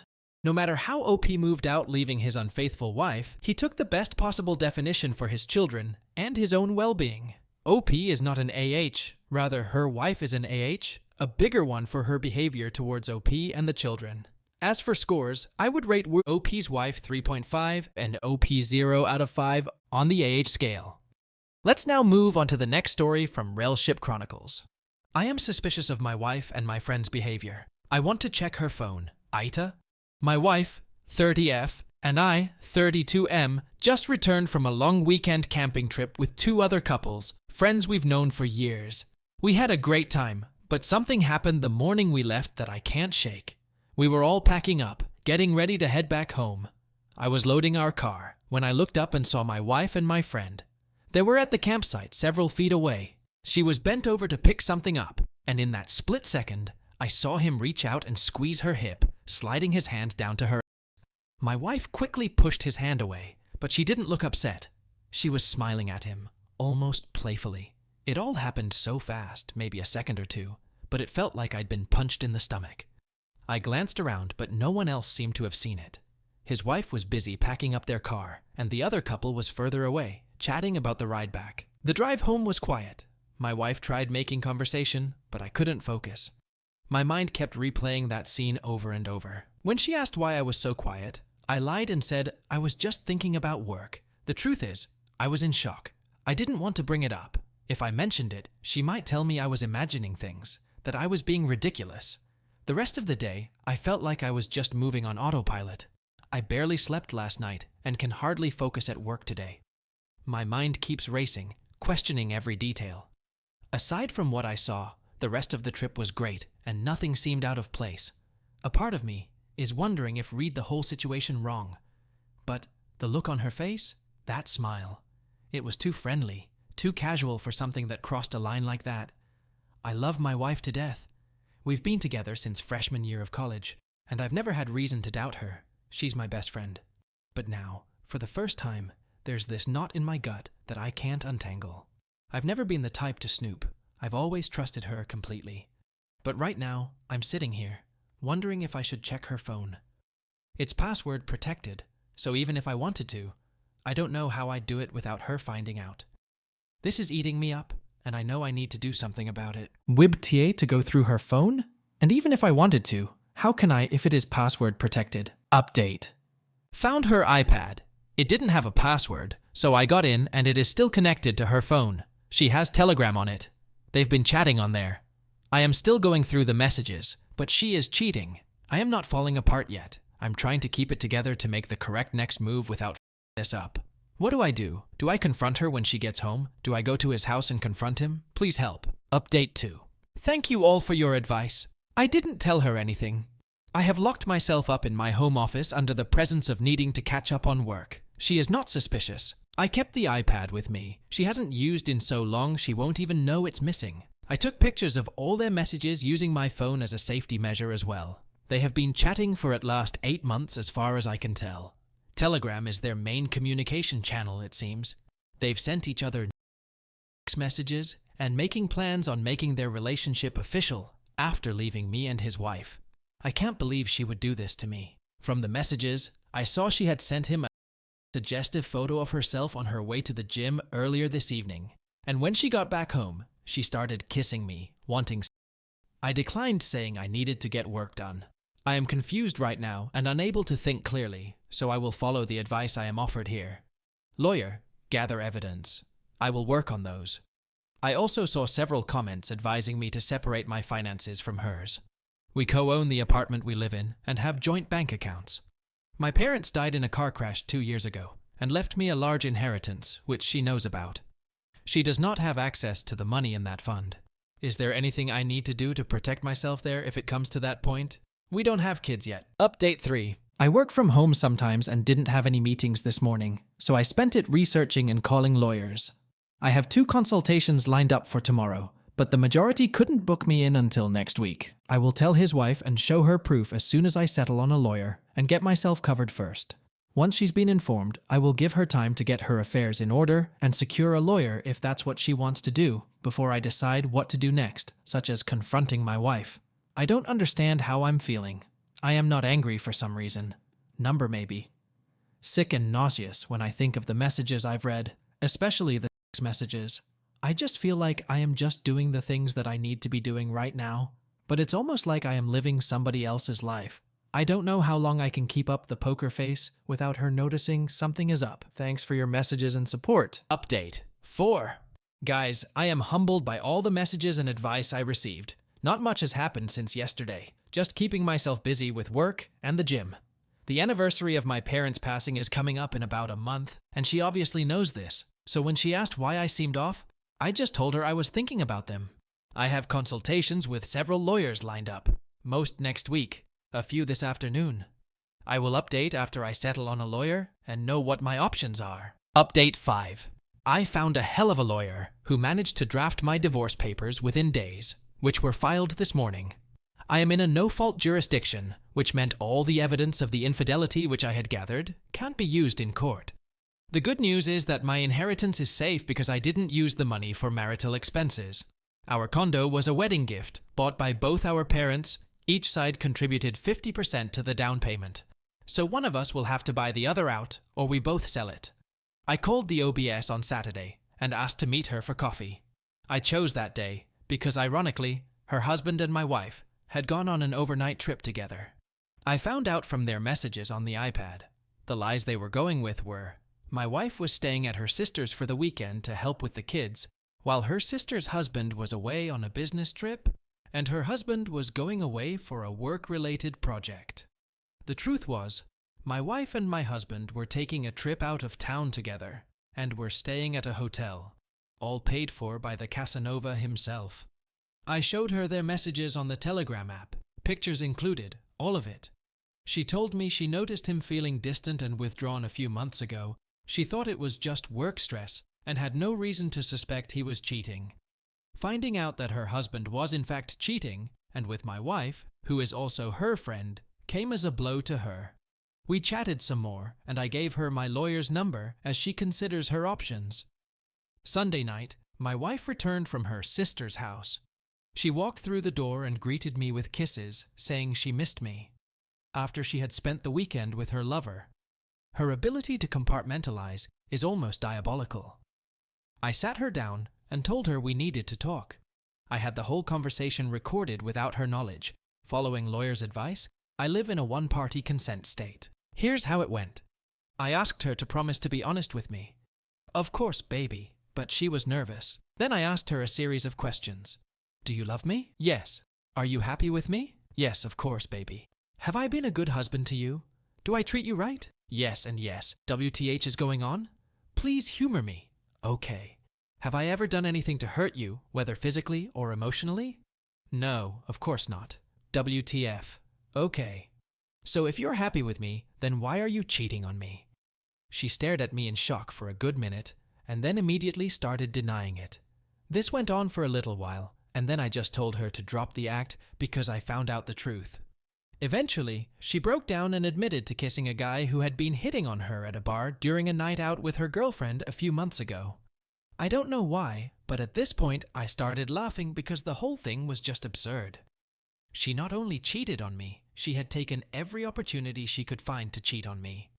I asked her if that was the only time she cheated. She swore up and down that it was the only time and that it was a moment of weakness, that she was drunk, and it had meant nothing. I said nothing. I gave her my lawyer's business card and said I filed for divorce. I hadn't yet. I wanted to talk to her just once first to see if there was anything left of our marriage to salvage. And that if she wanted to reach me, she should call my lawyer. She cried, begged, apologized, and then when I started packing a suitcase, she shifted to gaslighting me, saying I was throwing away everything we had over a mistake. And the worst part of what she said was I had no one else in the world. Why would I leave the only family I had left? This stung because I told her she was my only remaining family after my parents died, and there was no one else I could depend on, only for her to throw those very words back in my face. I left that night to a hotel where I am staying until I find a new apartment. Yesterday, I officially filed for divorce. Edit. I didn't tell her that I knew about the affair after she said she kissed some random guy at the bar. She ended up finding out from her. The OBS confronted him and called her up as well and gave her. The OBS was really upset when I told her and couldn't keep it in. I don't blame her. He really did her dirty. Her mom is sick, and she has been going out of town a lot to be with her. And instead of supporting her, he had been using that time to get with my wife. I didn't, because I was blindsided by her telling me she kissed a random guy at a bar. It may sound insignificant compared to the double life she has been leading with my friend, but in that moment, I think I started realizing how badly she wanted to cheat on me, and it came as a shock. I was too angry to say anything to her without blowing up in her face. So I just left. It's hard to explain why. It just made more sense to leave than to try and find out why she'd been sleeping with my friend after I heard that from her. When I left the house, she kept calling me that night and leaving me messages. When the OBS called her the next day and also confronted her husband, she stopped trying to reach me. It's been crickets from her since, and him too. I put two and two together because around the time OBS messaged to tell me she confronted him and called her, I stopped getting calls from my wife. AITA? Some updates from the last time I posted. My wife was served the divorce papers last week. I am still at the hotel and close to finding a new apartment. Last week when I left, I forgot to take iPad with me. I picked it up when I went back a couple days later to grab clothes and other stuff. Apparently, my wife had a fallout with her friend, who was with her at the bar, accusing her of being the one who told me about her kiss that hot guy. Her friend is no longer speaking with her, it seems. After everything went down, his wife threw him out, and he's been staying at his sister's place. She and I have been talking. She found a lawyer and is filing for divorce. She has informed our few common friends about what's been going on, and they've all cut off contact with them. Also, the asshole came by my place and spent the night with my wife twice last week. She has also been messaging her sister, who, it turns out, knew about the affair. My wife found a lawyer, apparently, and was complaining to her sister that her lawyer explained the asset division and confirmed she has no claim on my inheritance and that she thought that was unfair. Now, here's the gut punch. All those conversations about finding an apartment together and becoming official have significantly cooled since my wife's visit to her lawyer, which I found odd. A few days ago, I got a message from her asking if we could put a pause on the divorce proceedings. She said she loves me, thinks we're being crazy about this, and that everyone deserves a second chance. She even hit me with, "I can't live without you BS. If I didn't have the iPad, I might have thought she was genuinely remorseful. But knowing what she's been up to all week, I knew this only came after she realized she won't be entitled to a cent of my inheritance. Honestly, that hurt. I am following my lawyer's advice, who told me not to respond. The more I think about it, the more disgusted I am by her, my friend, and her sister. The fact that her change of heart seems to stem entirely from her discovery that she won't touch my inheritance is beyond disturbing. I always intended to use that money for a trust fund if we had kids, something I told her countless times.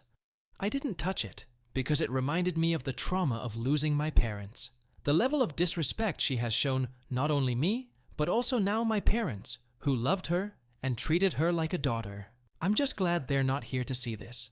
I met up with his wife over the weekend. She's my friend too, and she's been going through a rough time, especially with her mom's health issues on top of this whole mess. I told her about the messages. Long story short, she had been reconsidering the divorce after her husband tried to reconcile with her. But once I showed her the messages about my inheritance and pointed out how their messages have cooled, she saw things differently. She also shared something that struck me. Apparently, a few months after my parents passed, her husband had made a comment about how I was a lucky son of a for inheriting their money. She confronted him then, shocked he would call me lucky after losing them, and he backtracked, claiming he didn't mean it that way. At the time, she brushed it off, but now she is second-guessing his motives. It seems far-fetched, but it's starting to sound like she thought she would get her some after divorcing me and start a new life with him. Either way, their behavior is despicable. I have been trying to look after myself. I started therapy, I've been going to the gym almost obsessively, and trying to stay away from alcohol. I am trying so hard to put on a strong exterior. Some of my friends have said it's a little scary how cold I've been, but it's the only way I can go about my day-to-day without losing my mind. The nights are very rough. I struggle with sleep. I sometimes drink to help me through it. I'm not proud, and sometimes I cry myself to sleep. Edit: I won't be posting any further updates in the near future, unless something unexpected happens or in need of support, which I would use a different sub for. I will only post another update once the divorce has been finalized, which won't be for months. Thank you all for the advice and support. OP's fear and suspicious behavior about his wife's actions are completely justified. His wife has been somewhat unfaithful in their relationship, which is why his reaction and doubts are understandable. Despite receiving a lot of love and support from him, his wife still cheated on him. His need for reassurance and checking her phone is a valid point to consider. As for OP's wife, she is in the wrong for being unfaithful, so I would rate her the 3.5 out of 5 on the scale. OP, on the other hand, is not in the wrong, so he gets a 0. Let's now jump onto the last story from National-Ad 4614. Should I keep trying to make my marriage work? I'm 31F, and my husband, 31M, have been together since 18 and married for 10 years with 3 separations. We have a near 10-year-old child together. I always find myself back with him because of his promises for a better relationship and the promise of a unified family. There's a long backstory that goes back to conflicts with us, in-laws on both sides that I won't get into. The basis of our problem are that he's lied to me many times over the years, big ones being losing 3 jobs and then pretending to go to work for weeks until he is caught in his lie. Smaller ones being a lot of missing money for rent because he bought vapes, tools, and pot, all the while swearing he didn't make those purchases. This leaves us in financial stress and me working long hours for many years. He got to do 2 years, almost 3 of stay-home dad, but oftentimes forgetting to feed our child meals or changing diapers through the day because he has a video game addiction. Got to a point where I had to grocery shop during my lunch breaks, meal prepping after 16-hour shifts and days off. I only had 2 to 3 days off a month to do laundry, dry visits, meal prep, and cleaning, as well as FaceTime during slow work times to make sure child was eating and changed. He finally was stable in a job. I quit my fast food job, a perused 2 part-time teacher job. I started to volunteer time at my child's school and started up a business that had a low startup cost. Things were finally looking up. Then recently he got fired again, then pretended to go to work for a week before I caught him in his lie. He swore for days he was lying about losing his job and that he's a changed man. I was angry but let it go and looked for another job. I was angrier about the lies than him losing his job. I then had him call his mother so he could tell her what happened and ask for some financial help so we could float while he gets another job, or I am third job. Noted that my family also helped financially recently due to an illness I was diagnosed with. We had a few other families with it, and my parents know how bad it gets. I also was hoping she would put some perspective his way, but she blamed me, asking why I got to stay home. I hadn't been a stay-home mom since our child was 6 months old, why I got to have play money, and that my priority wasn't what she deemed in the right place. My family has home-cooked meals every night. We eat out maybe once a month to 4 months. I furnished my house with free furniture or stuff I refurbished. I haven't bought new clothes for myself in over a decade, except for a new dress every year for my child's B-Day photos. Only time I spend money on clothes and shoes were for my child. I never spent more than 4,000 USD in our time together for my business. Something to note, I've struggled with his video games addiction for years, and he's dealt with me seeing other people during our separations, which he and his mother considers infidelity. Today marks 3 weeks of his unemployment. He went to one interview and got denied. I've not heard of him applying for more. He only played video games since losing his job and not helped with housework.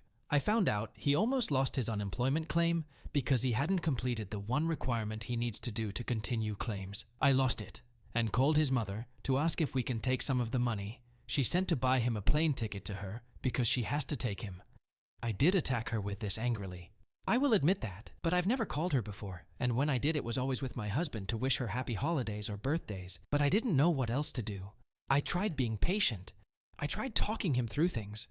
We tried splitting and getting back together. IDK what I was thinking his mother could do. I'm at a mental state where I feel like my life just needs to be done, but I can't afford professional help. I was desperate that maybe his mother could give him or us some advice or give us space. My hopes were that she would tell him he needed to keep his jobs, to step up and help in this marriage, or that this wasn't how she raised him to be. Or at the very least, take him for a while so I could have some breathing time to fix all this. I wanted to send him away somewhere he had support because he didn't make friends close enough. He could just stay somewhere here. Worst of all, I worked my long hours while sick and finding out I had lupus for over 8 years. I'm in chronic pain and always sick, but I still work. I once had a stroke at work and had to go to the hospital, and another time worked a whole shift before finally getting to a hospital for a kidney infection failure. But he never once stepped up. Her only response to me was, "Oh Lord, handle it like a grown woman," and hung up. She then told my husband when he called her back that my attempts of hurting myself were just attention cries, and that I dragged her into our marriage. I just want so bad my instant peace for once, for him to tell her everything that's happened in the years we'd been together. That I hadn't been a stay-home mum, and every dollar I've made had gone into the household. That there had been years I've worked for ungodly amounts of hours, but still provided home-cooked meals. I'm sick and can't afford treatment or medications. Without treatment, there is no telling how quick my healthy will fail. Should I finally call it quits and leave my husband, and finally live my life with my kid how I want until the end? Or am I just delusional and completely in the wrong here? I know we are adults, but I just wanted him to get some guidance. I just didn't want to play mother and wife to my spouse anymore. There are too many red flags. I don't think there would any advantage in trying to fix the marriage. OP need to openly communicate with her husband about her concerns. And if he doesn't change his ways, OP should leave him and move on. OP's husband is an AH, a big AH for his irresponsible behavior. As for scores, I would rate OP's husband 3.5 and OP 0 out of 5 on the AH scale. AITA for going behind my wife's back and telling her pregnant sister that her husband is cheating on her.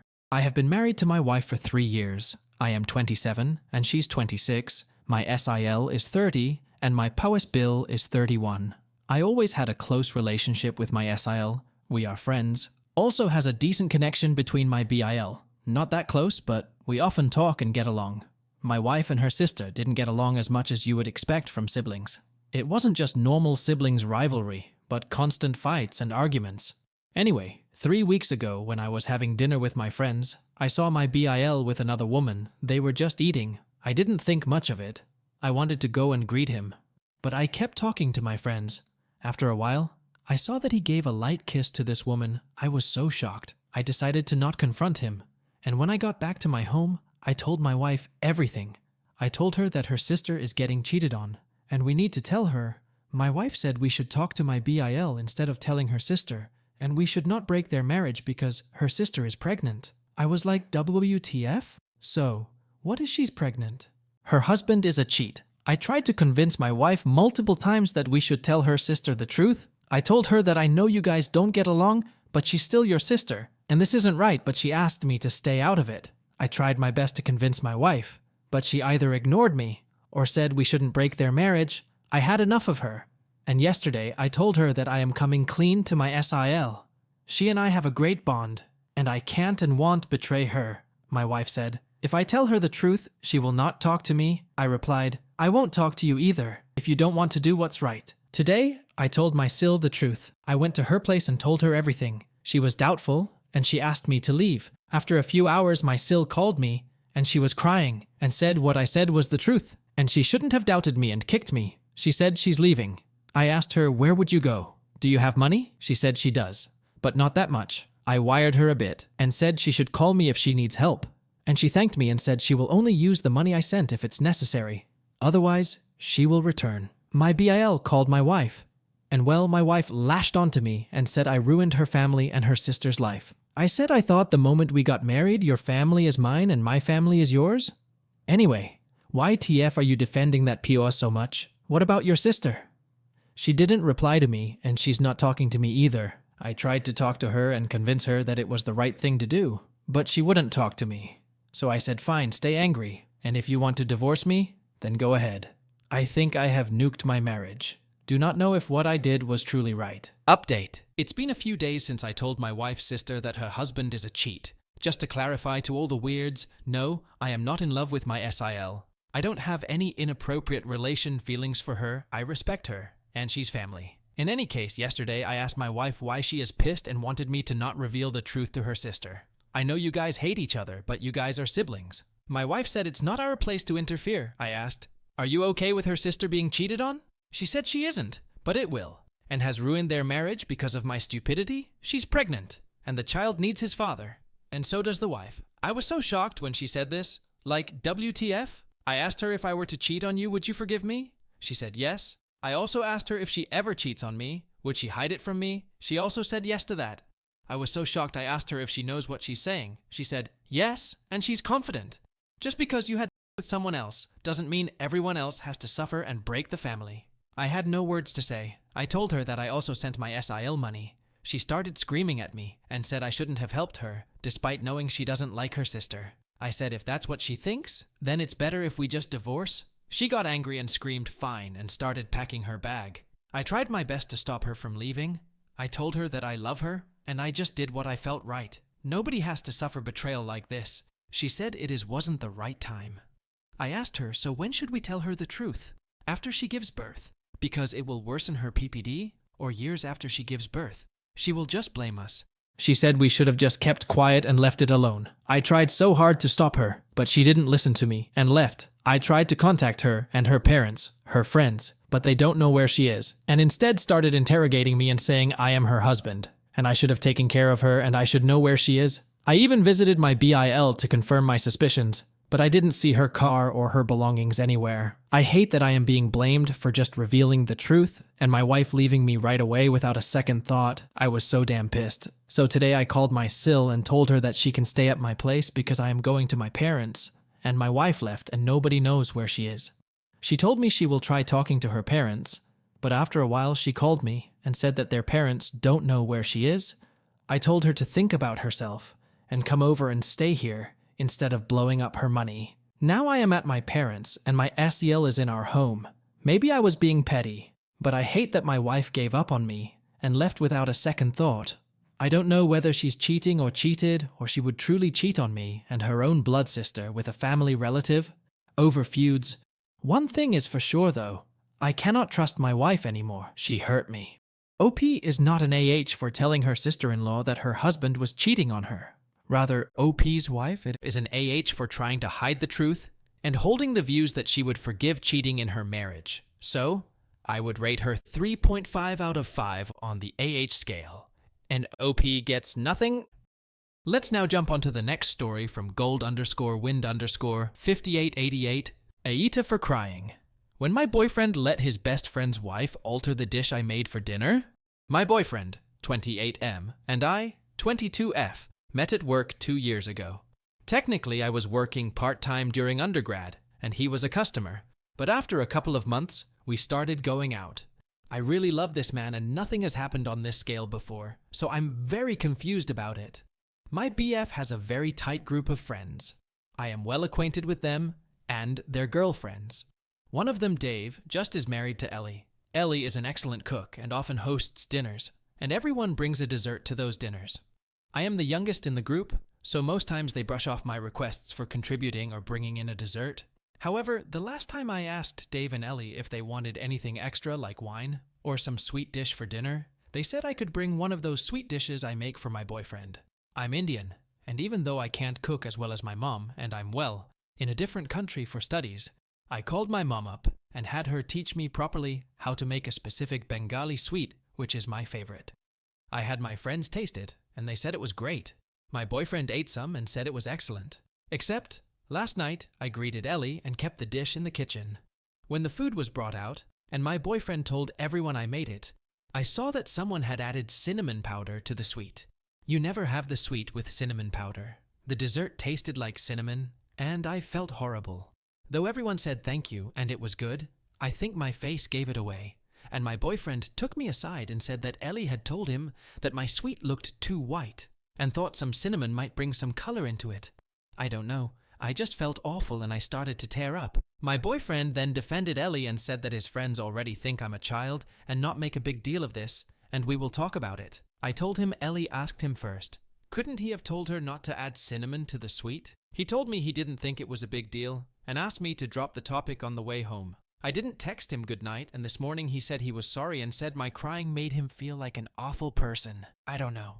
Now I think I overreacted. AITA. Update. Ellie saw this post. My boyfriend texted me to see if it was me. I said yes. He said we needed to talk. For safety purposes, my best friend will be here. I don't know. I never expected my post to blow up. Update. He said he needed space from the relationship. I think with the way this post blew up and what happened because of a post, I should clear up some things. I never asked if I should leave my boyfriend for this. I asked if this was an overreaction, my crying. But having thousands of people tell me this was racially charged, Ellie wanted power, my BF, etc. My brain went haywire. BF called yesterday, and when I got there, his house, with my best friend, Dave and Ellie were there. Ellie was crying, and Dave looked really pissed at me. My BF told me to sit down, and Dave started with how could I make a post that most of the people in the dinner party would recognize and know and could shame Ellie and my BF. My BF was silent and wouldn't even look at me and was only shaking his head.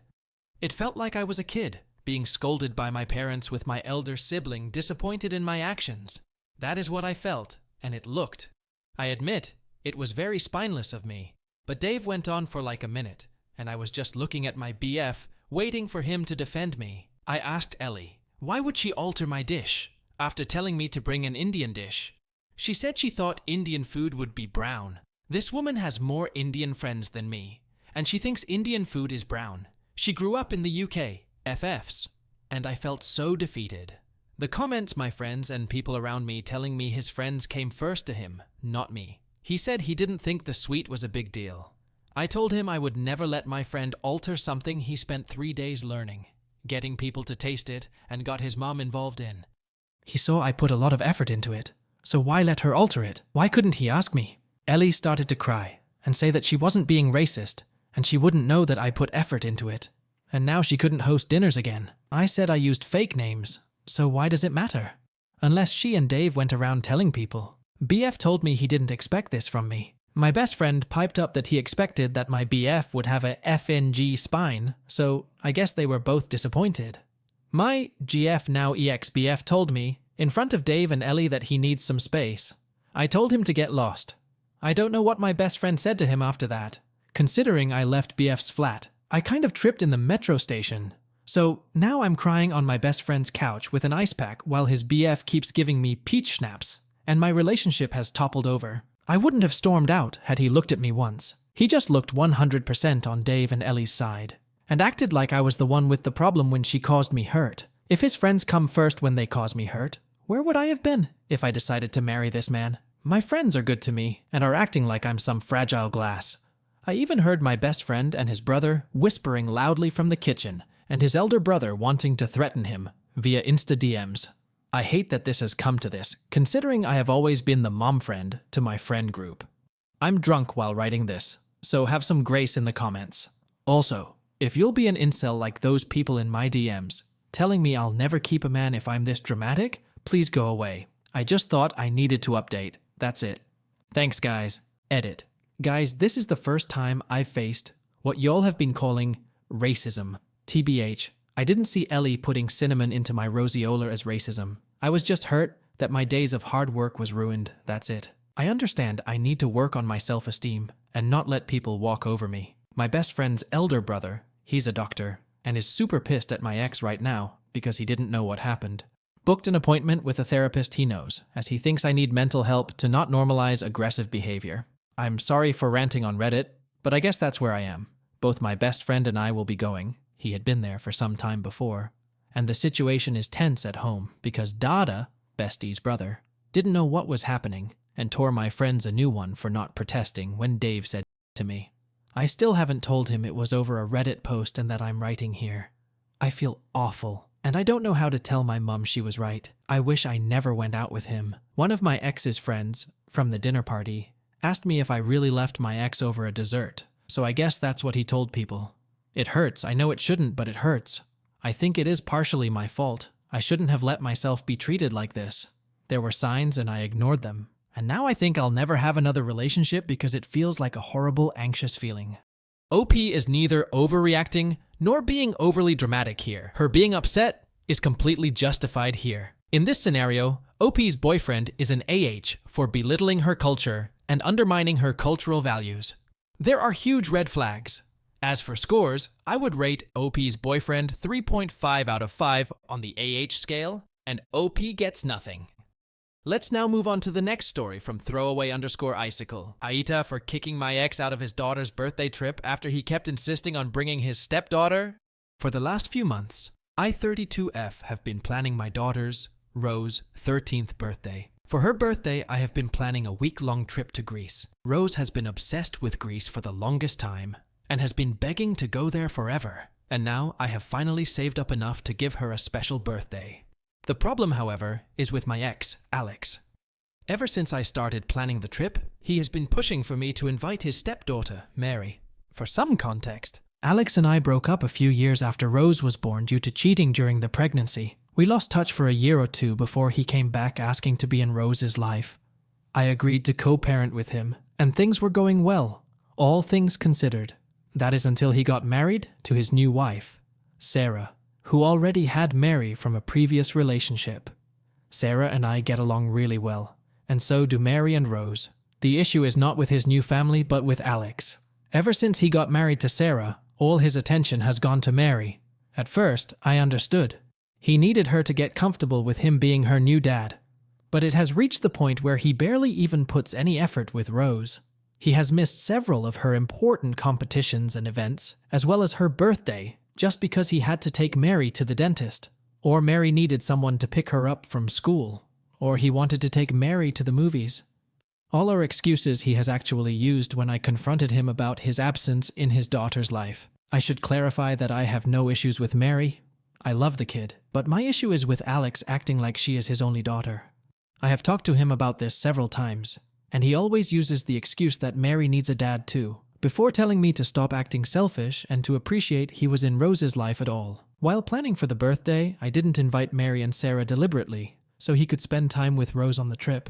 I did ask them beforehand if they were okay with it. Mary doesn't like traveling anyway, so they both agreed to not come. Alex, on the other hand, has been refusing to accept this and kept pushing for me to invite her anyway, saying it will be good for the girls to hang out. I have been refusing to budge, and it all came to a head last week when I asked Alex to confirm the dates, and he said he wasn't coming unless I invited Mary. I obviously said no, but he didn't back down. I finally had enough and told him that if he wouldn't come unless Mary came, then he shouldn't bother coming at all. He tried to argue, but I haven't spoken to him since then. He has been blowing up my phone, but I honestly don't have the energy to deal with him. Some of my friends have been calling me asking why I uninvited him, and saying I was acting like a... My mom agrees he was being an unreasonable, but also said I was being cruel by kicking him from the trip entirely. My sister, however, agrees that he shouldn't come at all. I was very sure of my decision before, but now I am starting to think I overreacted. I don't want Rose to think he doesn't care enough to come at all, but if I agree he will spend the entire trip with Mary, I know he will because he has done it before, and I don't think that is much better for Rose. Everyone is divided, and I need to be sure whether or not I am overreacting. Am I being the jerk here? Edit. I was not expecting so many comments. I didn't expect this to get as much traction as it did, and I am having some trouble answering them all, and I won't be online for long. So, I hope this answers your questions. The first I am seeing is that my ex is Mary's dad. That wouldn't be possible. I have met her father. She looks a lot like him too. Does my ex have bad intentions with Mary? I don't think so. I could be wrong, but I think he thinks of her more like the daughter he has always wanted. They also share many interests. Are Mary and Sarah okay with all this? No. They have been trying to convince him to let it go, but my ex is very stubborn. I also asked them not to be involved, so the drama would die on its own. Is this what Rose wants? She really wanted her father to come. She loves the man a lot, but I will ask her since it is her trip and her choice. Would she want Mary to come? Yes. Rose looks up to Mary and the two get along. Even without my or my Sarah's involvement, they are naturally friends. If you have any other questions, I will try and find the time to answer them. For now, thank you all for the support, as well as the valuable advice and insights. I feel much less stressed about this.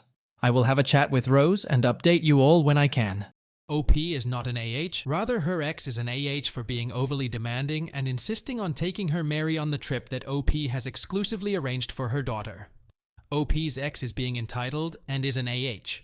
As for scores, I would rate OP's ex 3.5 and OP a 0 on the AH scale. Let's now move forward onto the next story from Piers Esti, close 2404. AITA for uninviting my cousin from my wedding because of the election.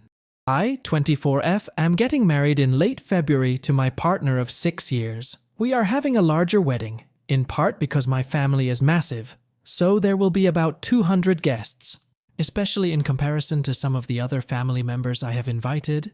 My cousin, 49M, and I are pretty close. He has been an uncle figure to me for most of my life, but he was very close with my dad, so I was considering asking him to walk me down the aisle. My dad passed last year. That was until tonight. Obviously, an election can cause a lot of tension, especially in such a polarized political sphere. I expected tension. When I posted a short rant about my disappointment, I expected some pushback from my family. What I didn't expect was my cousin to come in guns blazing, calling her the N-slur, we are white, and a slut. When I told him I didn't appreciate how he spoke about her, he went on an angry rant about how Kamala is horrible, how I'm horrible for voting for her, and how my fiancé is a C-slur. He is East Asian. I felt as though the only natural way to respond was, "Cousin, I am so disappointed that you would speak about me and fiancé in that way. You are no longer welcome at my wedding as you clearly don't respect my family." My cousin stopped responding at that point, and my aunt messaged me saying that my cousin is probably drunk, and that it was too far and to uninvite him. It honestly may have been. This cousin has a history of being extreme when he is drunk, and he always drinks on election night. But I feel like this was a line he should not have even approached. Maybe I was too harsh. AITA? Was I too harsh? Update. Hi everyone. Thank you to the people who read my original post and responded genuinely with sound advice. I took all of your advice to heart. Before I get to the update, I wanted to address a couple things I saw in the comment section of that post. Firstly, there were a lot of comments calling this story fake. I really wish that were the case. I wish this were a story I just wrote for shits and giggles to post on Reddit for karma. Sometimes people drink and are unkind when they are drunk. Sometimes people are racist and don't show it openly. Another thing I saw was people getting a little confused about was my family tree. My cousin is old enough to be my dad-uncle, but he is my first cousin. My dad was his dad's younger brother. The aunt mentioned in the story is not that cousin's mom, but my dad's younger sister. Now to the update. My fiancé and I discussed how to move forward during his lunch break yesterday. He told me I could proceed how I wanted, and he would support my choice no matter what it was. I told him I was sticking with my decision to uninvite him from the wedding, and I was considering going completely no contact, depending on his response to being uninvited. My fiancé was relieved at that, and told me to keep him updated. As an aside, my fiancé was so supportive and empathetic throughout this whole thing. He held me when I cried and offered up the idea of moving to a safe state. As of right now, we are looking into Illinois, Washington, and Minnesota, if any of y'all live in those places. I'm just so lucky to have him. Later in the day, my cousin responded to my comment uninviting him. All he said was, "You can't uninvite me for this. I was drunk. You know I didn't mean it." There was no accountability taken or apology. That response really made me pause. In vino veritas. In wine, there is truth. That is something I kept seeing in that comment section, and it was the first thing I thought when I saw his response. I knew he meant it.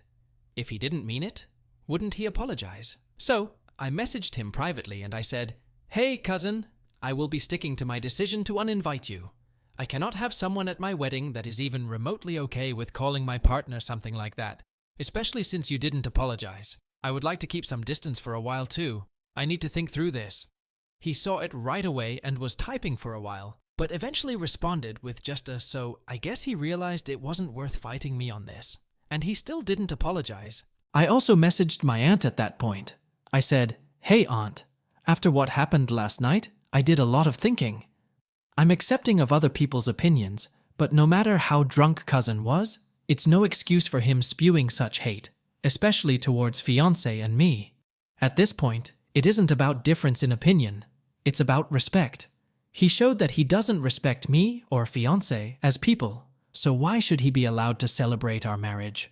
If you still consider his behavior acceptable, let me know so I can remove you from the guest list too." My aunt came back and apologized for defending him, and she said that I was right to do what I did. When my fiancé got home, he and I talked about what all happened, and I checked with him to make sure he was okay with my aunt being there. If he wasn't comfortable, I would uninvite her. We decided that she is on thin ice, but she is still invited.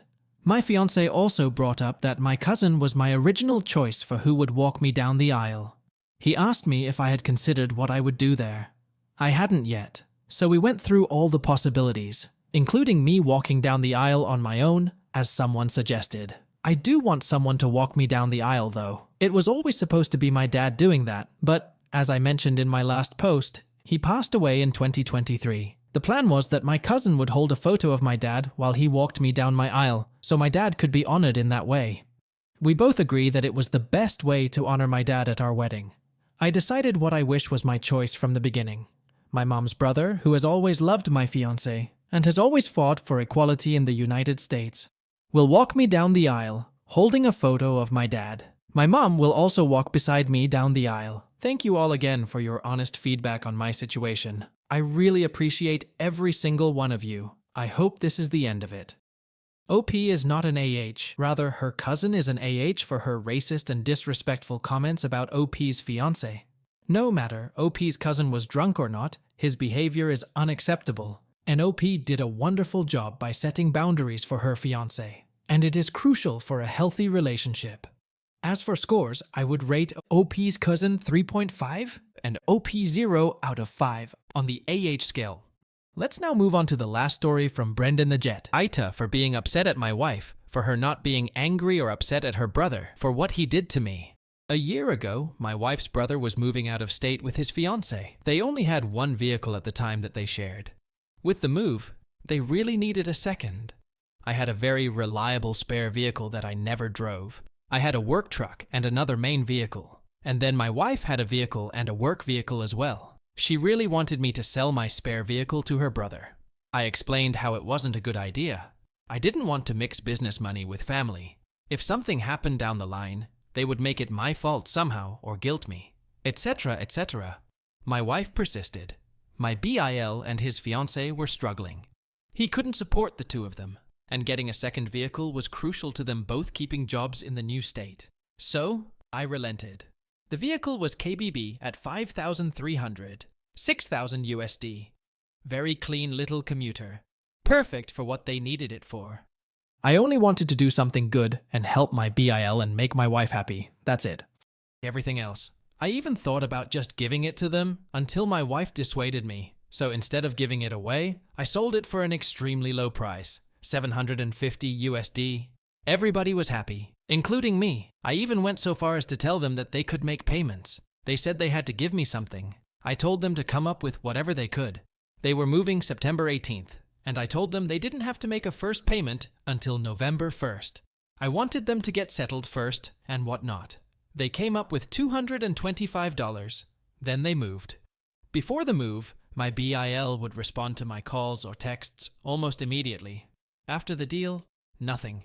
I chalked it up to the move and stress and being busy and finding new jobs and all the things that come along with moving to a new state.